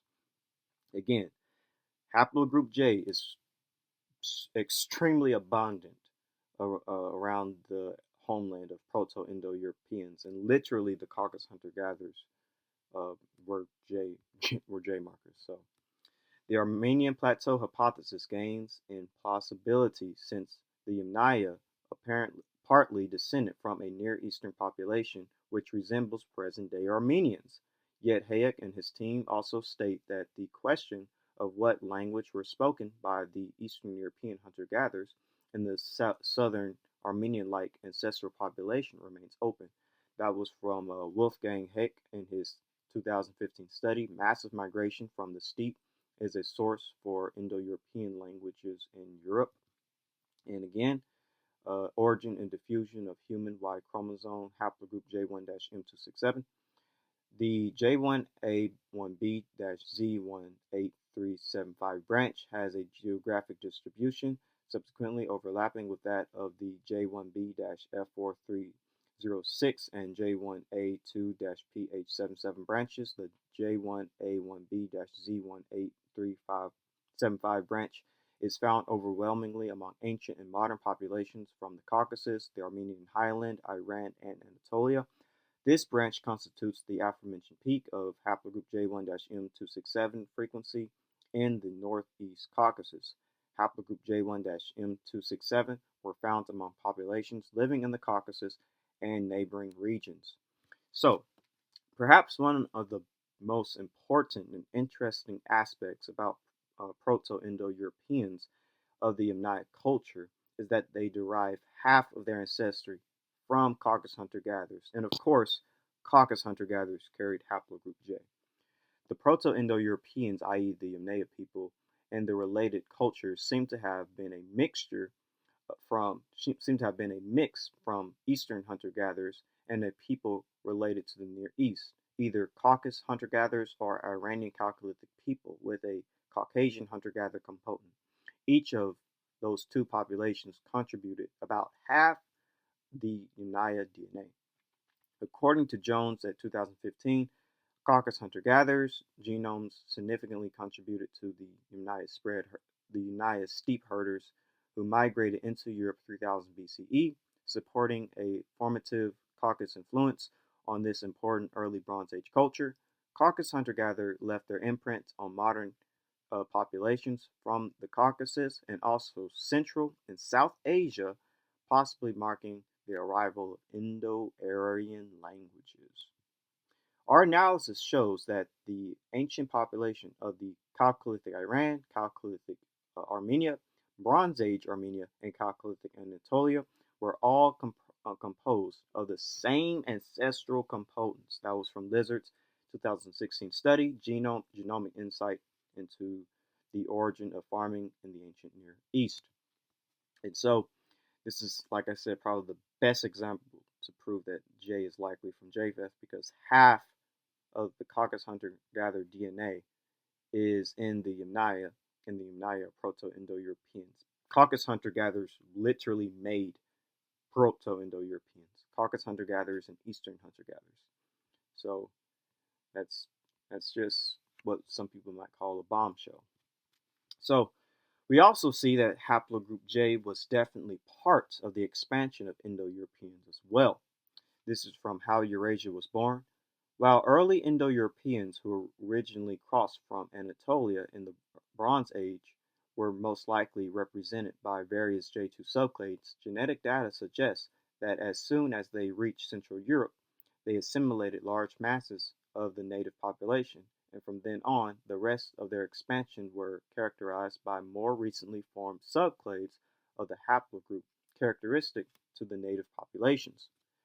Haplogroups J2A and J2B all have subclades that spread out both to Europe and through the Iranian Plateau to India. What further complicates the situation is that their earliest subclades that had spread to Europe the first time are older than their earliest subclades that had spread to India through the Iranian Plateau.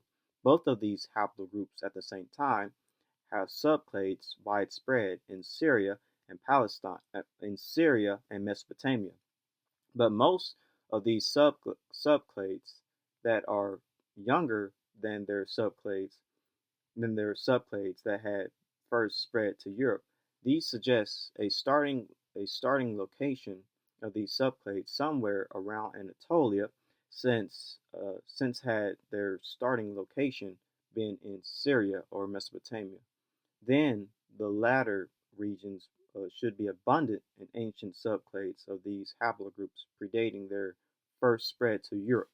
Ancient subclades of J1 are found somewhat east of this, either in the Armenian highlands or the Levant. This makes North Mesopotamia, the Jezreel region, a plausible starting point for J1.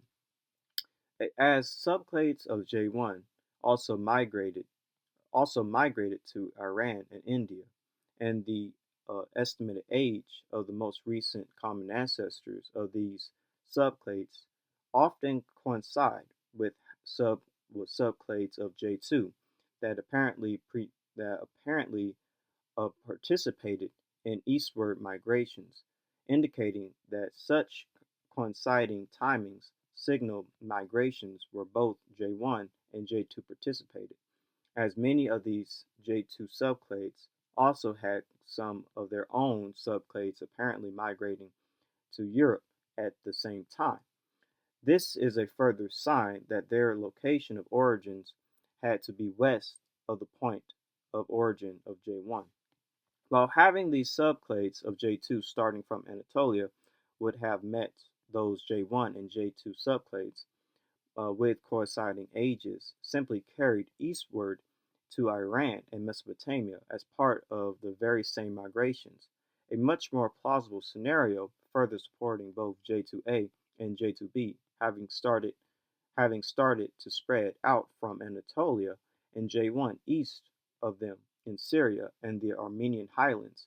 Among J2A and J2B, J2A seems to have been located westward of J2B as it participated in more ancient westward expansions to Europe than J2B. This gives us the east to west order of J2A in southwest Anatolia, J2B in southeast Anatolia, and J1 in Syria and the Armenian highlands. And so here's just a map showing you the spread of Proto-Indo-Europeans right here, starting from Anatolia, going into Europe, the Pontic Steppe, and India. And then, of course, here's just a map of the distribution of Indo-Europeans, and here's a map of the distribution of haplogroup J, specifically J2. But we see that haplogroup J does perfectly overlap with that of the Indo-Europeans, and I don't think that's a coincidence. We also know, according to Greek tradition, that Japheth is part of their ancestry. Therefore, we also know that Caucasus hunter-gatherer ancestry was among ancestral Greeks as well as haplogroup J. Japheth, in Hebrew, Japhet or Yephet, may be a transliteration of the Greek Epitos or Epitos, the ancestor of the Hellenistic peoples. His sons and grandsons associate him with the geographic area of the Eastern Mediterranean and Asia Minor, Ionia / Javan, the Rhodes / Rhododium Cyprus/Kittim, and other points in the region of Greece and Asia Minor. The point of the blessing of Japheth seems to be that Japheth, a Greek descendant people. And this is from the creation of humankind in Athens and Jerusalem. And it says Javan, the fourth son of Japheth, has a close connection to the more northerly part of the eastern Mediterranean. Mentioned in verse 4 are the islands of Rhodes, of the Rhodium, the Larnaca on Cyprus, Kittim, and a bit more conjunctively Crete, Tarshish. In fact, the linkage with what we know as Greece is explicitly forged by the very name Javan. Visibly, it is a version of Ionia. The point towards which I am working concerns not Javan, but Japheth, Hellenistic in origin too. Japheth is a transliteration of Iepetos, sounded in Hebrew Japheth as Japheth is Yaphet. Like Yavan, the letter is phonetically closer to Greek. This is genetic origins of the Minoans and Mycenaeans. The origins of the Bronze Age Minoans and Mycenaean cultures have puzzled archaeologists for more than a century. We assembled genome-wide data from 19 ancient individuals, including Minoans from Crete, Mycenaeans from mainland Greece, and their eastern neighbors from southwest Anatolia. We showed that Minoans and Mycenaeans were genetically similar, having at least 3/4 of their ancestry from the first Neolithic farmers of western Anatolia and the Aegean, and most of the remainder from their ancient populations like those of the Caucasus and Iran. However, the Mycenaeans differed from Minoans in deriving additional ancestry from an ultimate source related to the hunter-gatherers of Eastern Europe and Siberia. Introduced via a proximal source related to either the inhabitants of either the Eurasian steppe or Armenia. We carried out principal component analysis methods projecting ancient samples onto the first two principal components inferred from present-day West Eurasian populations that formed two south-north parallel lines in Europe and the Near East along PC2. Minoans and Mycenaeans are centrally positioned in the PCA, framed to the left by ancient populations from mainland Europe and the Eurasian steppe, to the right by ancient populations from the Caucasus and Western Asia, and to the bottom by early Middle Neolithic farmers from Europe and Anatolia. The Bronze Age samples from southwestern Anatolia are also distinct intermediate between Anatolian and Levantine populations toward the bottom, and populations from Armenia, Iran, and the Caucasus towards the top. This analysis shows that all Bronze Age populations from the Aegean and Anatolia derived almost 62 through 86% of their ancestry from Anatolian Neolithic-related population. However, they also had a component of 9 through 32% of Eastern Caucasus/Iranian-related ancestry. It was previously shown that this type of ancestry was introduced into mainland Europe via Bronze Age pastoralists from the Eurasian steppe, who were a mixture of both Eastern European hunter-gatherers and populations from the Caucasus and Iran, which you just read about earlier. The Eastern influence in the Bronze Age populations from Greece and southwestern Anatolia is also supported by an analysis of their Y chromosomes. 4 out of 5 males belonging to Minoans, Mycenaeans, and southwestern Anatolians belong to Haplogroup J. Very interesting. Which was rare or non-existent in earlier populations from Greece and western Anatolia, which were dominated by Y chromosome haplogroup G. Haplogroup J was present in Caucasus hunter-gatherers and a Mesolithic individual from Iran, and its spread westward may have accompanied the Eastern genome-wide influence. Now let's go a little bit deeper. This is from Haplogroup J2 from Wikipedia. The Minoan Civilization emerged from 2700 BCE and could have been founded by colonists from the Araxes culture who would have brought bronze working with them. Modern Cretans have the highest percentage of J2A, 11%, J1 at 8.5%, J2A at 32%. In Greece, and the highest percentage of J21 and J2A in all of Europe for that matter. The three haplogroups associated with the Araxes culture. In fact, it seems that many branches of J2A may have expanded from the South Caucasus from the Chalcolithic onwards. The presence of these haplogroups and mixtures in southern Italy almost certainly represents Araxes ancestry inherited from Minoan Greeks from the Aegean Islands. And still from Wikipedia, outside the Caucasus, the highest frequencies of J2 are observed in Cyprus at 37% and Crete at 34%. And here's just a map showing you of the distribution of J2, and you do see it pretty much high in the Caucasus to Anatolia to the Balkans or Southern Europe with the Greeks and Italians. So it's fairly interesting. So why do I believe haplogroup J is Japheth? Let's put everything together. 1. Japheth is known to have been light-skinned. 2. Caucasus hunter-gatherers originated light-skinned and had haplogroup J. 3. Japheth settled the north / the cold. And 4. Caucasus hunter-gatherers resided in the Caucasus Mountains to the north of the Near East. 5.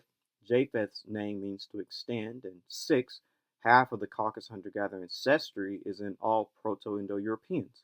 And 7. Proto-Indo-Europeans expanded and migrated throughout Eurasia. 8. Haplogroup J was among the Proto-Indo-European migration. And 9. Greeks have tradition of descending from Japheth. And 10. Caucasus hunter-gatherer / haplogroup J ancestry is among ancestral Greeks. So all of this is the reason why we would believe J has a very strong association with Japheth. And when we look at J and Indo-European speakers, we do see a very interesting overlap. How Indo-European and J seems to perfectly fit one another, almost like a puzzle piece. So these are the reasons why I believe J would belong to Japheth. As far as I'm concerned, J is most definitely one of the many lineages of Japheth. And with that being said, though, which son of Japheth would best fit haplogroup J? But this is where we end. Haplogroup J is Japheth. Togarmah, son of Gomer, Armenians and Anatolians. There is a long-held tradition among Jews, Muslims, and Christians that Togarmah was the father of Armenians and peoples of the Caucasus, as well as Anatolian groups. From Smith's Bible Dictionary, Togarmah, a son of Gomer, of the family of Japheth and brother of Ashkenaz and Riphath, Genesis chapter 10, verse 3. His descendants became a people engaged in agriculture, breeding horses and mules to be sold in Tyre, Ezekiel chapter 27, verse 14. They were also a military people well skilled in the use of arms. Togarmah was probably the ancient name of Armenia. ETS Bible Dictionary, Togarmah, a descendant of Japheth. Genesis chapter 10, verse 3.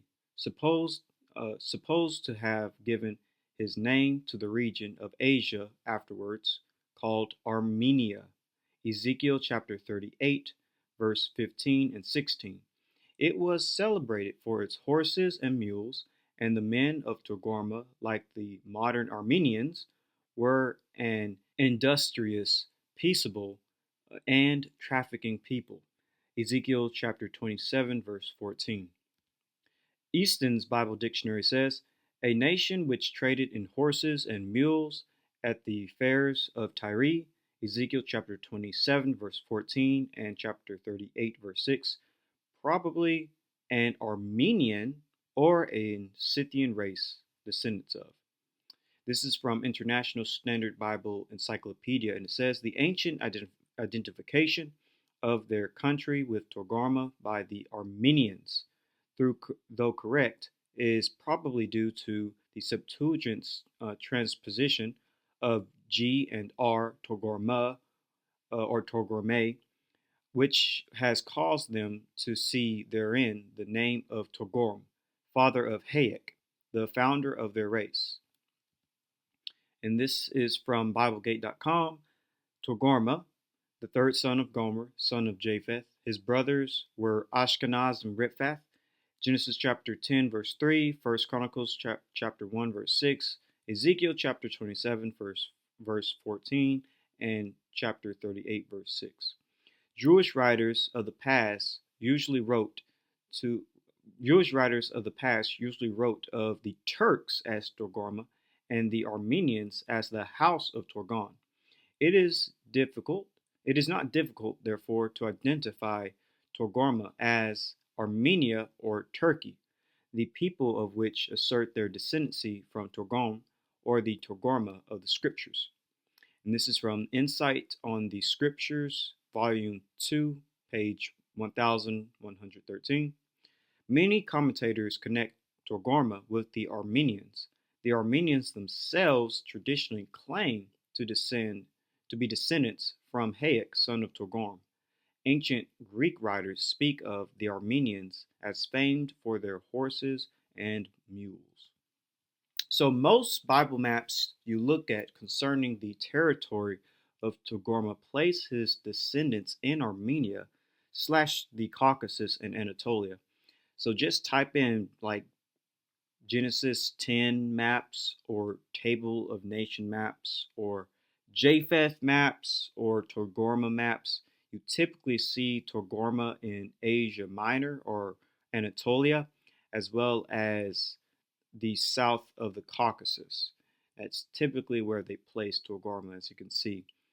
I have him, by the way, in boxes. So, among Armenians and groups of the Caucasus, they actually claim to descend from one of Togarmah's sons named Hayek.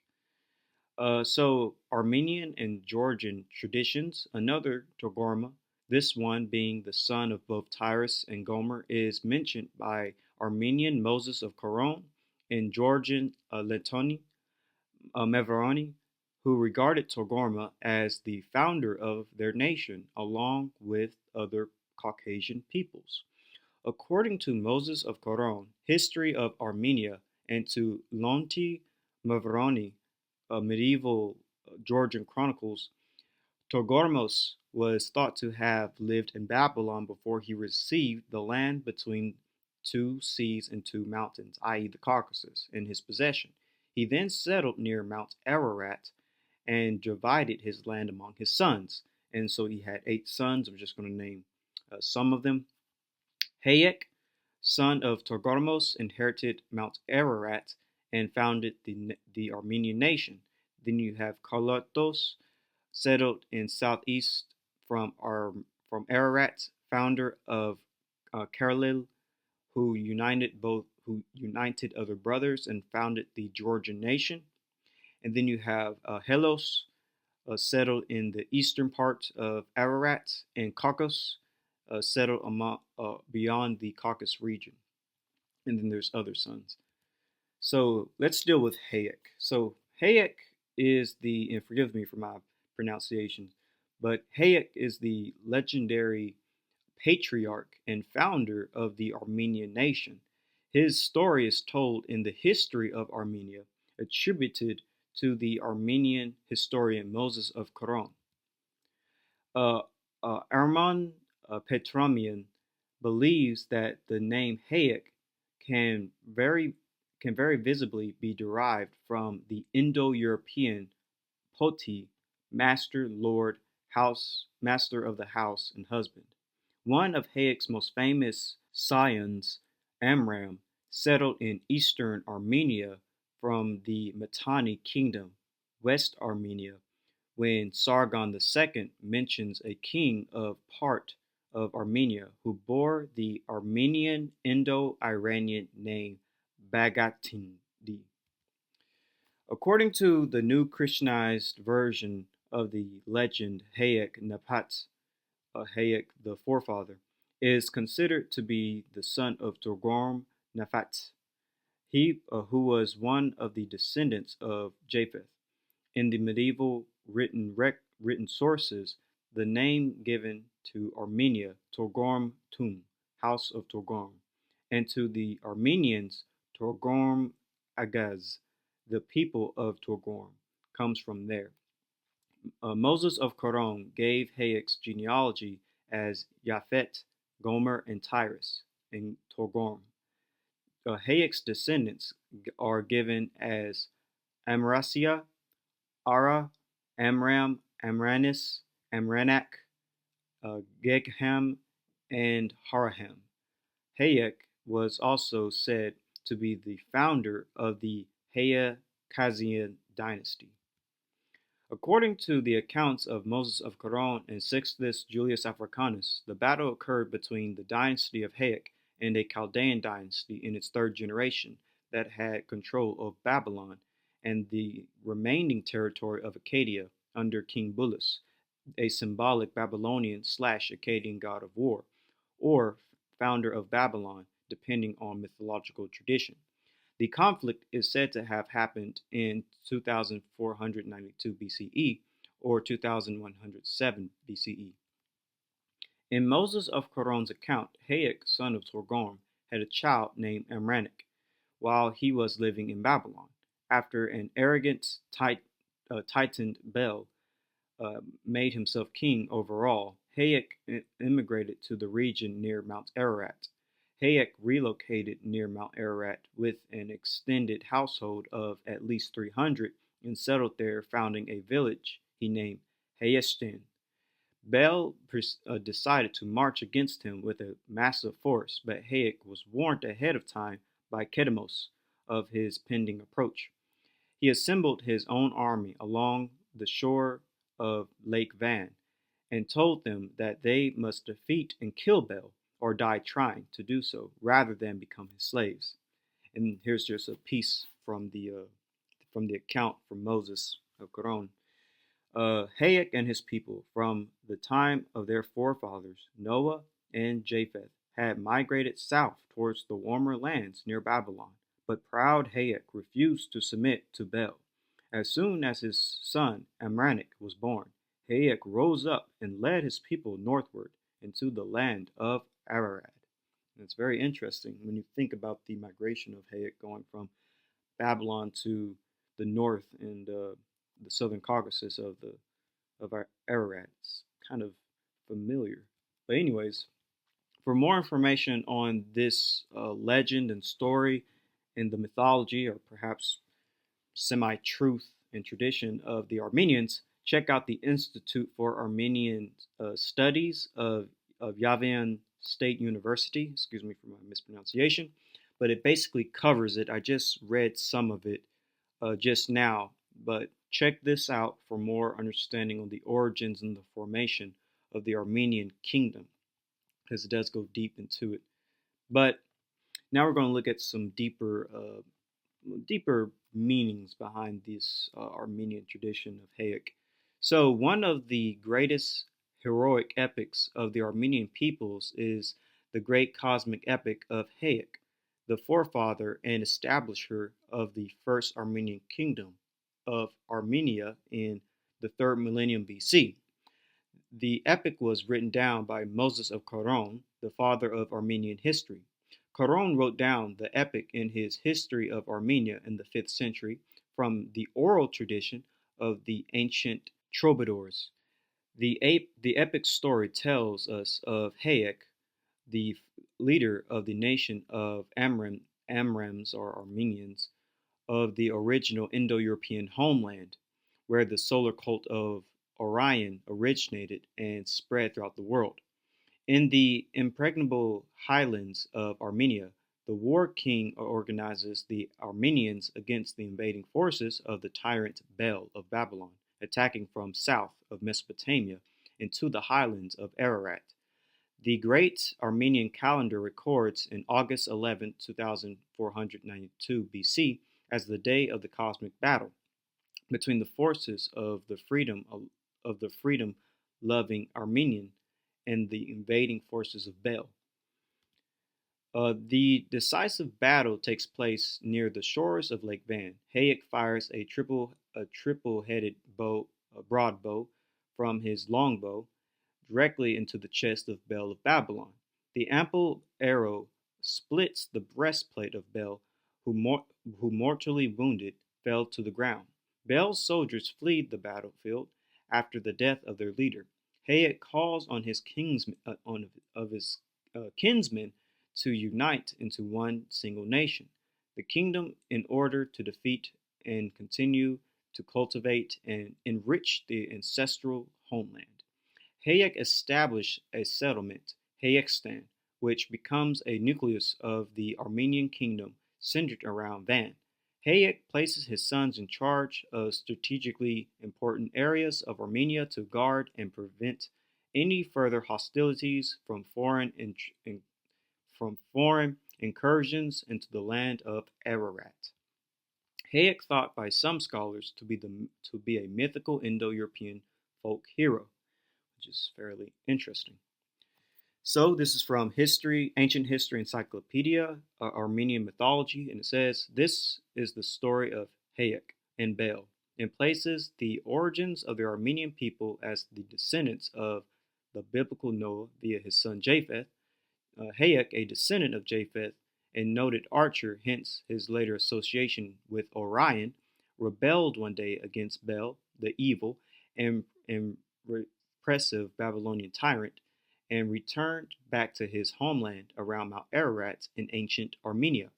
Bel followed Hayek in his relations, so that a mighty battle followed in which Bel was killed. Hayek then gave his name to his descendants, the Hay people, and the name of the region of Armenia in the Armenian language, Hayasane. And this is from the Heritage of Armenian Literature, Volume 1. And it says, Hayek, the legendary archer, has been part of Armenian culture and history since time immemorial.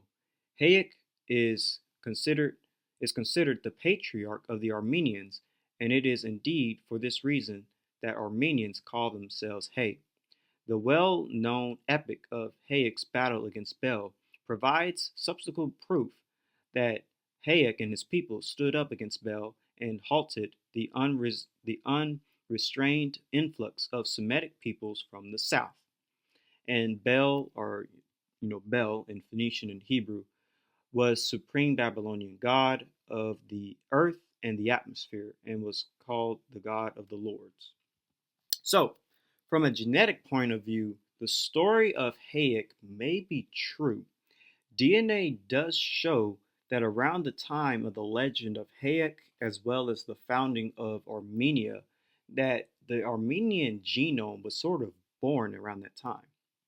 This is from the New York Times, date of Armenia's birth, given in 5th century, gains credence. Moses of Coron, a historian in the 5th century, wrote that his native Armenia had been established in 2492 BC, which we read about earlier.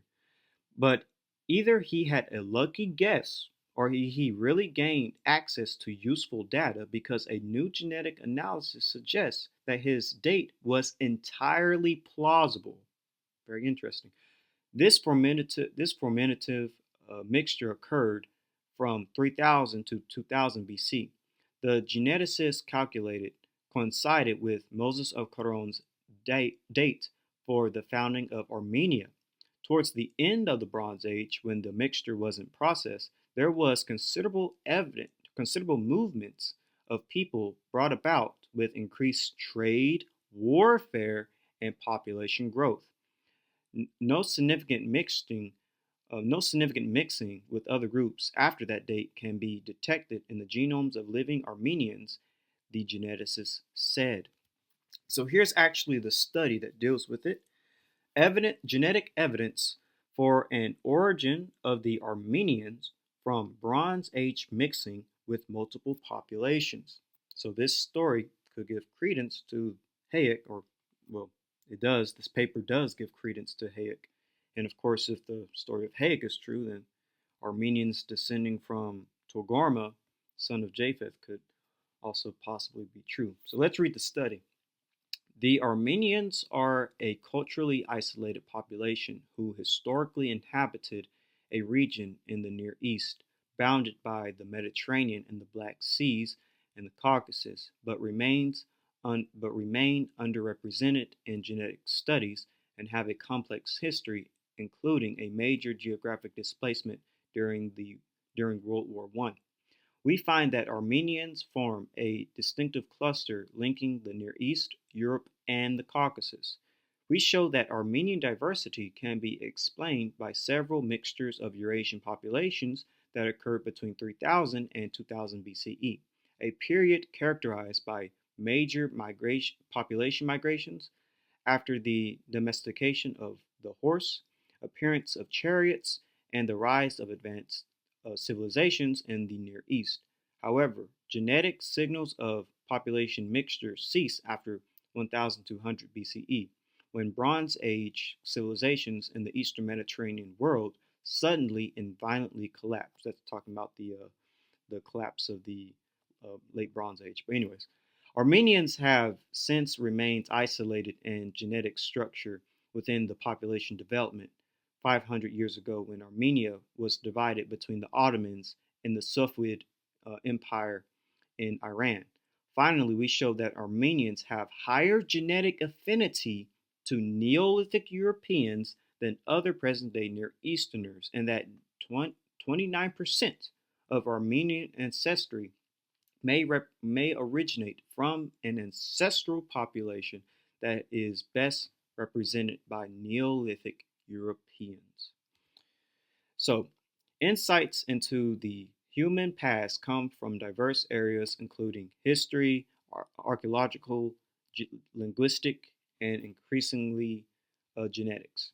The observed patterns of present-day genetic diversity can be compared with models that include past population processes such as migration, divergence, and admixture, and the best model chosen. These models often require representing ancestral populations and mostly consider present-day populations as direct descendants of the ancient inhabitants of a region. However, archaeological and genetic data reveal that human history has often been shaped by regional and localized population movements that could confound simple demographic models. Ancient DNA studies have also shown that the genetic landscape has been continuously shifting, possibly triggered by environmental and cultural transitions. ADNA, or ancient DNA, research is useful for understanding past demographic events. However, samples are limited, and obtaining ADNA, ancient DNA, from warm climates remains a challenge. We have previously shown that studying genetic isolates also provides insight into human genetic variation and past demographic events. For example, by studying Jews, Druze, and Christians from the Near East, we showed that the region had more genetic affinity to Europe 2,000 years ago than at present. In the present study, we investigate that the Armenians, a population today confined to the Caucasus, but who occupied eastern Turkey. They have also their own alphabet and language, which is classified as an independent branch of the Indo-European language family. The Armenian language is a subject of interest and debate among linguists for its distinctive phonological development within Indo-European languages and for its affinity to Balkan languages such as Greek and Albanian. And that's kind of interesting because I actually did a video connecting Greek, Armenian, Iranian, and Indian languages. You can check that video out, but it's interesting that they mention that. Now, continuing the reading, it says, the historical homeland of the Armenians sits north of the Fertile Crescent, a region of substantial importance to modern human evolution. Furthermore, Armenia's location may have been important for the spread of Indo-European languages, which we talked about extensively, since it is believed to encompass or be close to the Proto-Indo-European homeland, Anatolia or Pontic steppe, from which the Indo-Europeans and their culture spread to Western Europe, Central Asia, and India. Here we investigate the information that can be obtained by genetic analysis of present-day Armenians and comparisons with other present-day and ancient samples. The position of the Armenians within the global genetic diversity appears to mirror the geographical location of Turkey, which forms a bridge connecting Europe, the Near East, and the Caucasus. It is believed to have been the origin, ancestry, or route for migrating Near Eastern farmers towards Europe during the Neolithic, and has probably also played a major role in the dispersal of the Indo-European languages. Armenians' adoption of a distinctive culture early in their history resulted in their genetic isolation from their surroundings. Their genetic resemblance today to other genetic isolates of the Near East, but not to most other Near Easterners, suggests that recent admixture has changed the genetic landscape in most populations in the region. Armenians' genetic diversity reveals that the ancient Near East had higher affinity to Neolithic Europe than it does now. Very interesting. Let me read that one more time, starting right here. Their genetic resemblance today to other genetic isolates in the Near East, but not to most other Near Easterners, suggests that recent admixture has changed the genetic landscape in most populations in the region. So most populations in the Middle East seem to have changed. Furthermore, it says Armenians' genetic diversity reveals that the ancient Near East had higher affinity to Neolithic Europe than it does now. So ancient Near Easterners, there was populations that were closer to Europe than it is today. Interesting. And that Bronze Age demographic processes had a major impact on the genetics of populations in this region. Isolated populations are emerging as a powerful tool for many different genetic investigations, such as rare variant associations with complex phenotypes and the characterization of gene environment interactions. So yes, this is why Armenians are very important, because the fact that they are an isolated genetic population, it kind of gives us an insight of, since they're genetically isolated, how the ancient populations were. And it's very interesting to see that in the ancient Near East, there was basically Europeans present there, which makes sense with the whole Tower of Babel event, or if you don't believe in a young Earth, just makes sense in general with the idea of Japheth and Indo-Europeans originating in the South Caucasus and migrating basically into Anatolia and the Pontic steppe. So this is very fascinating. So we know that Armenia, south of the Caucasus, was the likely homeland of the Indo-Europeans, which was heavily dominated by Haplogroup J in both ancient and modern times. The insight that the Caucasus Mountains served not only as a corridor for the spread of Caucasus hunter-gatherer / Neolithic Iranian ancestry, but also for later gene flow from the south, also has a bearing on the postulated homelands of Proto-Indo-European languages and documented gene flows that could have carried a consecutive spread of both across West Eurasia. perceiving the Caucasus as an occasional bridge rather than a strict border during the Neolithic and the Bronze Age opens up the possibility of a homeland of Proto-Indo-European south of the Caucasus, which itself provides a parsimonious explanation for an early branching off of Anatolian languages. That was from Chan Cho Wang in his 2018 study, The Genetic Prehistory of the Greater Caucasus. And just to reiterate that J was there, around the time of the Neolithic demographic transition, the genome-wide ancestry of West Eurasian populations was geographically structured into three groups. Along them, haplogroup J-M304 is found in the Caucasus/Iranian and Anatolian hunter-gatherers and farmers, and that was from Origins and Diffusion of Human Y Chromosome, haplogroup J1-M267. Our analysis shows that the ancient populations of the Chalcolithic Iran, Chalcolithic Armenia, Bronze Age Armenia, and Chalcolithic Anatolia were all composed of the same ancestral components. That was from Genomic Insights into the Origins of Farming in the Ancient Near East. And just to reiterate one more time about J being in this region, reading only what's in yellow, the J1A1B-Z18375 branch is found overwhelmingly among ancient and modern populations from the Caucasus, the Armenian highland, Iran, and Anatolia. This branch constitutes the aforementioned peak of haplogroup J1-M267 frequency in the northeast Caucasus. Haplogroup J1-M267 were found among populations living in the Caucasus and neighboring regions.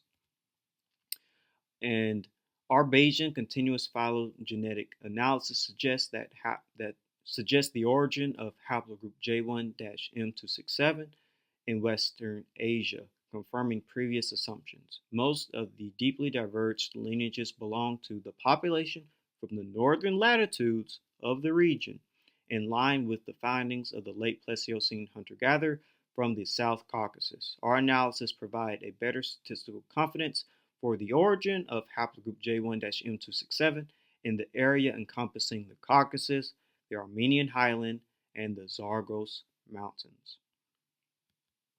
So, haplogroup J likely could belong to Togarma, the son of Japheth, that settled in the South Caucasus, becoming the ancestor of the people such as the Armenians, who have a tradition of descending from Hayek, who is the son of Togarma.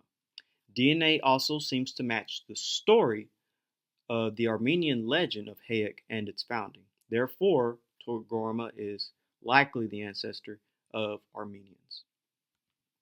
And here's just a Bible map of Togarma being in the Greater Armenia, which is south of the Caucasus.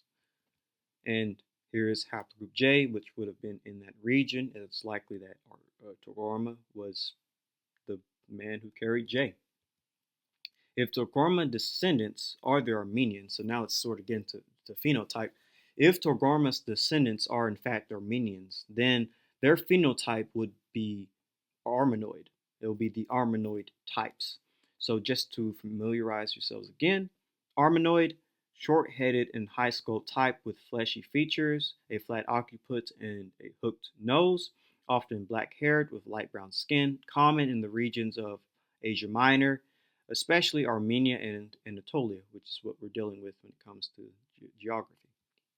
And specifically dealing with the Armenid, which is literally an Armenian, a widespread type found in its most specialized form in the mountains of Asia Minor, associated with the ancient Cretans and the Hittite kingdom, common in Armenians, Turks of the mountain ranges. And I'm not going to read all the other places, but just going to go to phenotype, physical traits: light brown skin, wavy, dark brown hair, and hyperbrachiocephalic. And I'll let you just look at the image of where you typically find it. So this is likely what the descendants of Togarma, both the early Togarmaites and what the modern descendants of Togarma would look like, the Armenians. This is Armenian people. They have light to tan skin. They have dark hair, dark eyes, and they also have what seems to be more of a round, skulled type, and their noses do seem to be a bit aquiline, but they do have a particular type of feature about them. The Armenians are the descendants of Togarmah, tan to white skin, dark brown hair, and as well as dark brown eyes. So this is where we end. Togarmah, son of Gomer, Armenians, and Anatolians. Ashkenaz, Germanics, and Nordics. There is a long-held belief among Jews, Christians, and Muslims that Ashkenaz was the father of the Germanic and Nordic peoples. Ashkenaz in the Hebrew Bible is one of the descendants of Noah. Ashkenaz is the first son of Gomer and a Japhetic patriarch in the Table of Nations. In rabbinic literature, the kingdom of Ashkenaz was first associated with the Scythian region, then later with the Slavic territories, and from the 11th century onwards with Germany and northern Europe. In rabbinic literature, the kingdom of Ashkenaz was first associated with the Scythian region and then later with the Slavic territories, and from the 11th century onwards with northern Europe and Germany. The region of Ashkenaz was centered on the Rhineland and the Paleolithic in what is now the westernmost part of Germany. And this is from Encyclopedia Judica. Ashkenaz designation of the first relatively compact area of settlement of Jews in northwest Europe, initially on the banks of the Rhine. The Babylonian Talmud, the biblical Gomer, the father of Ashkenaz, is rendered as Gomeria, although in its original context, the reference is to Germanica in northwest Syria. In addition to this incorrect identification, a possible source of explanation may be in the name Scandazia or Scandizia, the designation of Scandinavia in several sources, which was regarded as the cradle of some Germanic tribes. The association of Ashkenaz with Scandinavia is found as early as the 6th century in the Latin Endovium to the chronology of Oedipus. This is from the tug of war between genetics and archaeology. Interestingly, the medieval Jewish name for Germany is Ashkenaz, but what makes the connection even more telling is that it appears that Ashkenaz's grandson, Inguv, or great-grandson, Istvon, settled in northern Germany and then spread out from there to Denmark and the Netherlands. From there, no later than the 8th generation from Ashkenaz, Scovos, they had colonized Sweden and conquered England. The timeline for this is somewhere between 1900 through 1652 BCE. According to historian James Anderson, which fits right in the end of the Ice Age and early post-Ice Age in northern Europe. And this is from Hellenistic Histories and the date of the Pentateuch. And it says Ashkenaz represents the Scythians who were associated with the Cimmerians in cuneiform inscriptions, where Ashkenaz appear in the form Ishkuz, as well as biblical texts. The Scythians, in origin a northern tribe like the Cimmerians, invaded and settled in Armenia and Urartu in the 7th century BCE, shortly after the Cimmerians invaded Asia Minor. And this is a book, A Short History of the Jews. Ashkenaz shows up in Genesis chapter 10, verse 3, as a descendant of Noah's son Japheth, whom Jewish tradition regards as the progenitor of the northern peoples. It was in the Rhine region that the most important communities of medieval Ashkenaz arose, especially in the three communities forming the German uh, acronym SHMUK, or Shukum. This is from Reconstructing Ashkenaz. For Jews living in medieval Europe, Ashkenaz referred to Germany, although the only rabbinical source from late antiquity to collaborate the biblical list with current nations associates Germany with either Togarmah or Magog, Gomer's brother, rather than with Ashkenaz. And so here's just a simple Bible map that you can find online. If you just type in Ashkenaz or the descendants of Ashkenaz or Ashkenaz territory, they do basically put Ashkenaz with the Germanic peoples in the northern part of Europe, basically being the Goths and Norsemen and Saxons, Anglo-Saxons, people of those nature. So this is typically what you'll see. And if Germanic and Nordic peoples are in fact the descendants of Ashkenaz, then their Y-DNA haplogroup would be I. This is from EUpedia, Haplogroup I1 Y-DNA, and it says Haplogroup I1 is the most common type of Haplogroup I in Northern Europe. It is found almost in Scandinavia and Finland, where it is typically represented over 35% of the Y chromosomes. Associated with the Norse ethnicity, I1 is found in all places invaded by ancient Germanic tribes and the Vikings. After the core of ancient Germanic civilization in Scandinavia, and highest frequencies of J1 are observed in other Germanic-speaking regions, such as Germany, Austria, the Lowlands, England, and the Scottish Lowlands, which all have between 10% and 20% of I1 lineages.